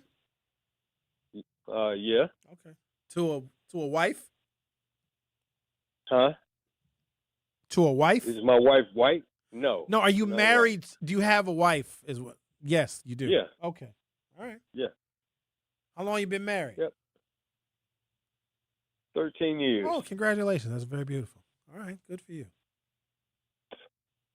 Yeah, this is my third go round. Oh, whoa. Wait a minute. This is your third wife? Uh-huh. Third time around. After two, you didn't want to give up? Nah. Okay. I didn't want to be alone. You know what I mean? No. Didn't want to be alone. Fair enough. Well, as long as you're happy, we're happy for you. Thank you. Okay, Brian. You tell your wife we All said right. hello. All right, brother. Okay, then now. That's a terrible I reason to will. get married for. All right, now then, Brian. Okay, then now. It's him. Yeah, Totally him. 3 times? that's pretty crazy. That's too much. After the first marriage, most people are like, I'll never do it again. But then after the second one, you're like, oof. Well, they do say the third time's a charm. No, they don't. Not in marriages. Oh, okay. But he's been with her for 13 years, so that's good for You didn't him. want to be alone. That's probably not what she wants to hear. Like, oh, I'm the third wife just because he didn't want to be alone. At that point, being alone might be the best option. Yeah, let's clip this and send it to his wife and see what she says. No, don't do that. We ain't no hater. Let's talk to Lynn. Hello, Lynn. How are you today? I am good. How are you today, Sherwin? I'm doing wonderful. Thank you for asking. What's on your mind, Lynn? First of all, I want to tell you I'm a first-time caller and enjoy listening to you. Thank you, Lynn. I appreciate you. I appreciate you. Thanks for lightening my day and making me laugh out loud at work, however you may make me lose my job. So, Yeah, you come get a job here. Dude, that's I not was why calling you called. I called about the WNBA. I watch the WNBA all the time. You guys need to give it a shot. It's a really good thing to watch them. They come on several different channels. They need to Just give pull it a up shot, the, like a better jump shot. Lynn, it's not very good. It isn't. It's like watching Oh, my 7th grade God. girls. It's like watching junior varsity. Oh. It's like watching the Cudahy So you girls have- team. So you haven't seen Miles, Olivia Miles. You're right. I haven't. You haven't seen Asia. Oh, you haven't seen Asia Wilson. Okay, you haven't seen Nafisa Collier. I've seen Brittany Griner. He's a hell of a player. Oh my God, you are going way far too back. She's old school. She is not good anymore. Oh, he You isn't? gotta get into it. Does he still No. play? Stop misgendering. No, but is Brittany, is that fella still in the league? He's still playing? She's right now. I think she's not without she's without a team. Okay. So yeah, you're not watching. Pull up some stuff on Miles, Olivia Miles. I will do that. They call it a spectacle. Oh, I bet and watch. I mean, there's great teams out there. There's the Valkyries and there's Minnesota. When you see those two teams play, the Aces, great teams. Pull them up. I will. guarantee you will enjoy them. And guess what? I'm going to call you back, and I'm going to hold you to that. Please don't do that. Fine. I'll give it a shot. They come on all kinds of channels. Prime, Peacock. Just pull up the WNBA app, and it'll tell you what channel they play. Tell you what station they're playing on. I feel like you're giving me homework. Yes, WNBA app. Pull it up. Whenever you get a chance, just put that app on your phone and then just search and see who's playing. It also give you it'll also replay the games for you. Great. The WNBA app. Okay. Mm-hmm. From your Promise mouth to to show- God's show- ears, Lynn, I'm going to do that. know from my mouth to your ears. How Fair about enough. Even better. All right, Lynn. Thank you for your call. Thank you, sir. All right, now. All right. Okay, then. I mean, I might check a game out, but I ain't using no memory on my phone to download no damn WNBA app. Extremely upset after that one. They're looking for some get back here. Yeah, I was trying to explain to a little kid recently what a switch Did you watch Andis Cantor try to have a fight with the lady on the court? That's what Atlanta pulled off the tree. This is the Atlanta Dream versus the Los Angeles Spark. This is terrible. They don't even know which way to go. First possession of the ball game as we're underway, and Canada hits a floater in. Hamby. Oh, she's cute, Turns though. inside on Hillman, scoops it in with the left. Yeah, that's enough. Lynn, are you happy? I just watched some WNBA. Not impressed. It's like the South Milwaukee Middle School team playing against the Oconomowoc girls for the championship. You know what they win at the end of the championship? A goddamn pizza party. Quickly ahead to Gray.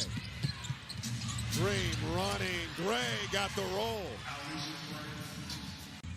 What's this here? LA was just Are you going to 2 dunk points so it, ma'am? off of Or 5, sir, and whoever then this the fella turnover is. That's a for big McKay. fella. The turnaround is money. Oh, look at that gentleman. All right, let's take a break. These fellas can really hoop. Can't dunk to save their lives. All right, gentlemen. You are. I'm going to get in trouble for this. No, she told me to watch, and I'm watching. Here, I still got it on. Look. Game of a 4-game road trip for Atlanta as Oh, and one. Ryan Howard There you go, dude. gets the hoop. What a gentleman. High-fiving everybody as he walks toward the free throw line. All right, The Truth with Sherwin Hughes will be right back.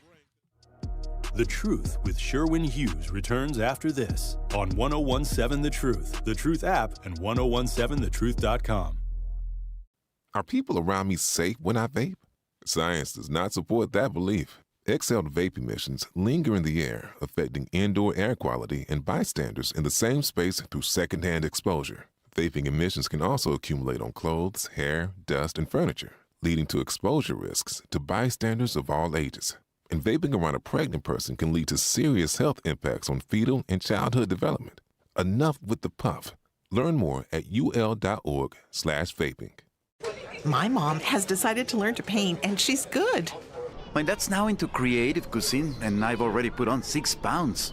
Learning new things comes with age. My mom, she started forgetting my name and what we're talking about. Forgetting well-known things doesn't. Memory loss may be a sign of Alzheimer's disease. Early detection gives you and your loved one time to plan for the future. Learn the warning signs of Alzheimer's at 10signs.org. Brought to you by the Alzheimer's Association and the Ad Council. The possibility of lung cancer can be pretty scary, especially if you're one of approximately 8 million current or former smokers at high risk. That's why SaveByTheScan.org wants you to know that now there's a breakthrough low-dose CT scan that can detect lung cancer early, and it only takes 60 seconds. You stop smoking, now start screening. For an easy quiz to see if you're eligible, visit SaveByTheScan.org. It could save your life. SaveByTheScan.org is brought to you by the American Lung Association's Lung Force Initiative and the Ad Council. You are listening to The Truth with Sherwin Hughes on 1017 The Truth app, and 1017thetruth.com.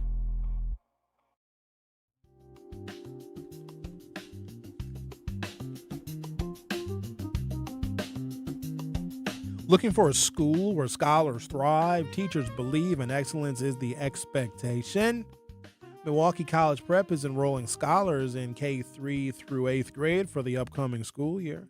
With 4 high-performing campuses, award-winning educators, and a proven track record of academic success, Milwaukee College Prep is helping more than 2,000 Milwaukee scholars build brighter futures every single day.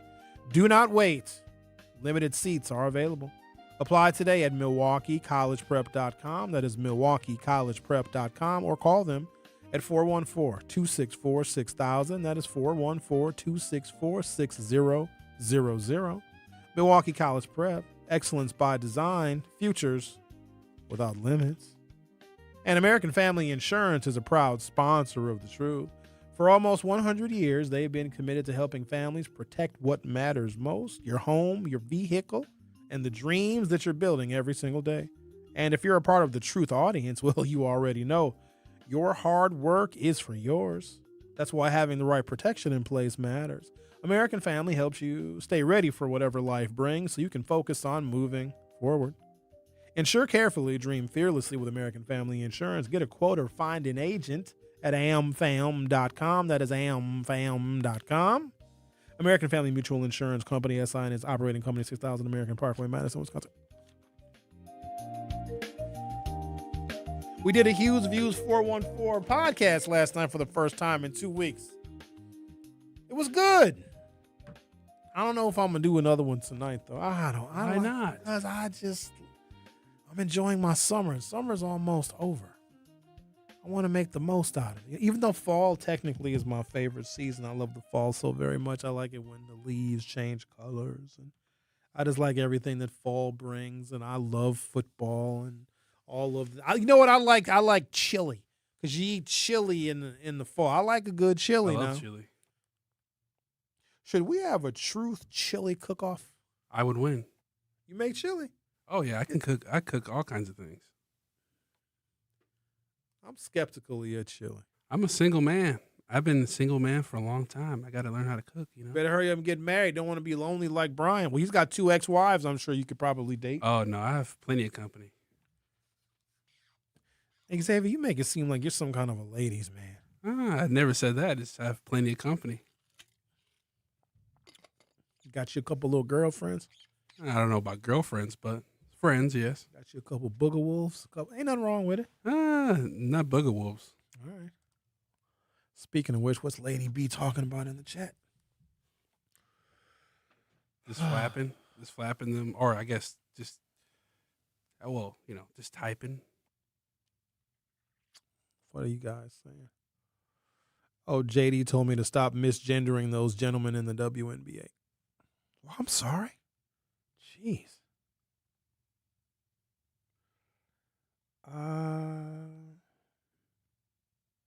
JD said he went to Dorsia yesterday, and they have thin crust pizza. My favorite is a tie between Ned's and Balustrades. You can get good pizza anywhere in the city of Milwaukee. Go to Zephyro's. It's all good. Go to just some random bar in West Dallas. They all got good pizza. As long as it's thin crust. I don't even know why anybody want to eat thick crust pizza. It's disgusting. You don't want no damn loaf of bread. You don't want no. Only thing I like thick is an occasional woman. Sometimes I like little itty bitty tiny petites. It depends on the mood that I'm in, but I don't want no. Doesn't Dorsia serve their pasta on a wooden plank? Correct. I don't recommend it. I wasn't all that impressed. In fact, I was more impressed. Don't sleep on the Olive Garden. And there's a place on You love the Olive Garden. Olive Garden loves me too. When you're here, you're family. You know what I'm saying? If you want some good Italian, go to Glorioso's. Yes. I'm skeptical about supporting real Italians. I don't know how I feel about Italians. You don't love them? Nah, love's a strong word. Italian women? Black people? Nah, you got to stay clear of them. Why not? Why? They're racist. Mm. Yeah. Oh, yes, they are. Yeah, their fathers certainly are. Oh, yes. You're going to bring this freaking moolie. Sometimes that makes it better. You're going to bring this moolie. No, I don't. You're doing it for the ancestors. I can't. No, that's not. I do it for the ancestors. You need help. You need help more than I do. Over here, got a whole bunch of hoes. We'll be making chili for your hoes. Yeah, why chili not? Cook-off. Gotta keep them fed. Bunch of hoes. LaRon says Zephyro's on Farwell movie theater. Zephyro's is not the same. That is correct. Dorsia does a pasta flight depending on what you order. I just don't go to Brady Street for anything anymore. It's just not for me. You know what I mean? That's just not. No, I don't do Brady Street. I told you, I don't hang out really. I hang out on the water where fists and bullets usually cannot reach. I don't even want to tell y'all. Well, they're not secrets, I guess. Barnacle Buds, Sail Loft. I recently went back to the Bridgewater, even though I said I wasn't going to go back to the Bridgewater because I had beef with a server at the Bridgewater. Turned into a whole thing, had people calling my cell phone, had people posting stuff about me on social media because of the beef that I had with a server at the Bridgewater. We went there during the day. Not a lot of people there. It was basically our group and 2 other people. And we walk in, or I come in, a couple other buddies join me, and the server decided she wanted to go take a break. She took a break with her back turned toward us, and we didn't even get a chance to order no drinks and no food, and she just sat there. So I took a picture of the server at the Bridgewater, and I posted on my social media. We over here trying to order food. We're the only ones in here damn near, and they not even taking our order. Look, this is our server. Her back is turned toward us, and she was having her little meal. She was eating her little food. You can eat your little bit of food, but you can't just turn your back on us. And she sat in a place where we could clearly see her. I didn't like that now. I didn't like it. I come to find out that the girl that had her back turned to us, who was our server at the Bridgewater, turned out to be the niece of some dude I went to high school with. He said, Sherwin, you need to take that post down. First of all, I didn't like you in high school. I like you even less now. You need to tell your damn niece to get a work ethic. Then he got mad at me. Then one of his friends called me. It was a whole thing. I was going to have to kick somebody's ass. So I said, I ain't going back to the Bridgewater. But I went back because they make a damn good Bloody Mary. Whew. I'm going to tell you what, I'm a Bloody Mary connoisseur. Bridgewater, and I don't like all that stuff in my Bloody Mary. I don't need a whole chicken and a whole pizza and a whole pound cake. You know how you see these Bloody Marys and they're all elaborate? That's stupid. Bloody Mary got a fried pork chop in. I don't need no pork chop in my Bloody Mary. Some place serves the Bloody Mary with a damn grilled cheese in it. That's acceptable, actually. But I don't need all that stuff in my Bloody Mary. You want a traditional, old-school Bloody Mary? Go to Stenny's. Right there on, was a 2nd and National, first, right across from Salito Lindo. Go get you a Bloody Mary from Stenny's. Or go to Olidia's. They make a nice Bloody Mary, but then you got to go to the Bridgewater. Don't tell them I sent you, because they might Texas roadhouse you if you tell them I sent you. You don't want, in fact, you all are better off saying that you don't know me when you go to a restaurant. Don't use my name, because ain't no telling what they might do to your food. You got somebody at table 4 that knows Sherwin Hughes. Oh, yeah? The Sherwin Hughes? That jerk that always says offensive stuff and misgenders the WNBA? That Sherwin Hughes? Table number 4, you said? Yeah. Tell them they're going to get extra ranch dressing. No charge. Don't eat the ranch dressing! Don't. What have we learned today? We've learned that sometimes hip-hop music can bring an undesirable element. We've also learned that the New Berlin Common Council is going to go on the record and likely denounce the anti-Muslim, anti-woman, and anti-black comments made by Mayor Amon. And we also learned that the CNAs are planning not just a national, but an international strike from October 6th through 8th. Thank you for listening. The lunch break is up next. At Versity on King, we believe taking care of our community starts right here, together. Every day, neighbors step up to donate blood, helping save lives in Milwaukee and beyond. But Versity on King is more than a donor center. It's a place for health education, community connection, and support, especially for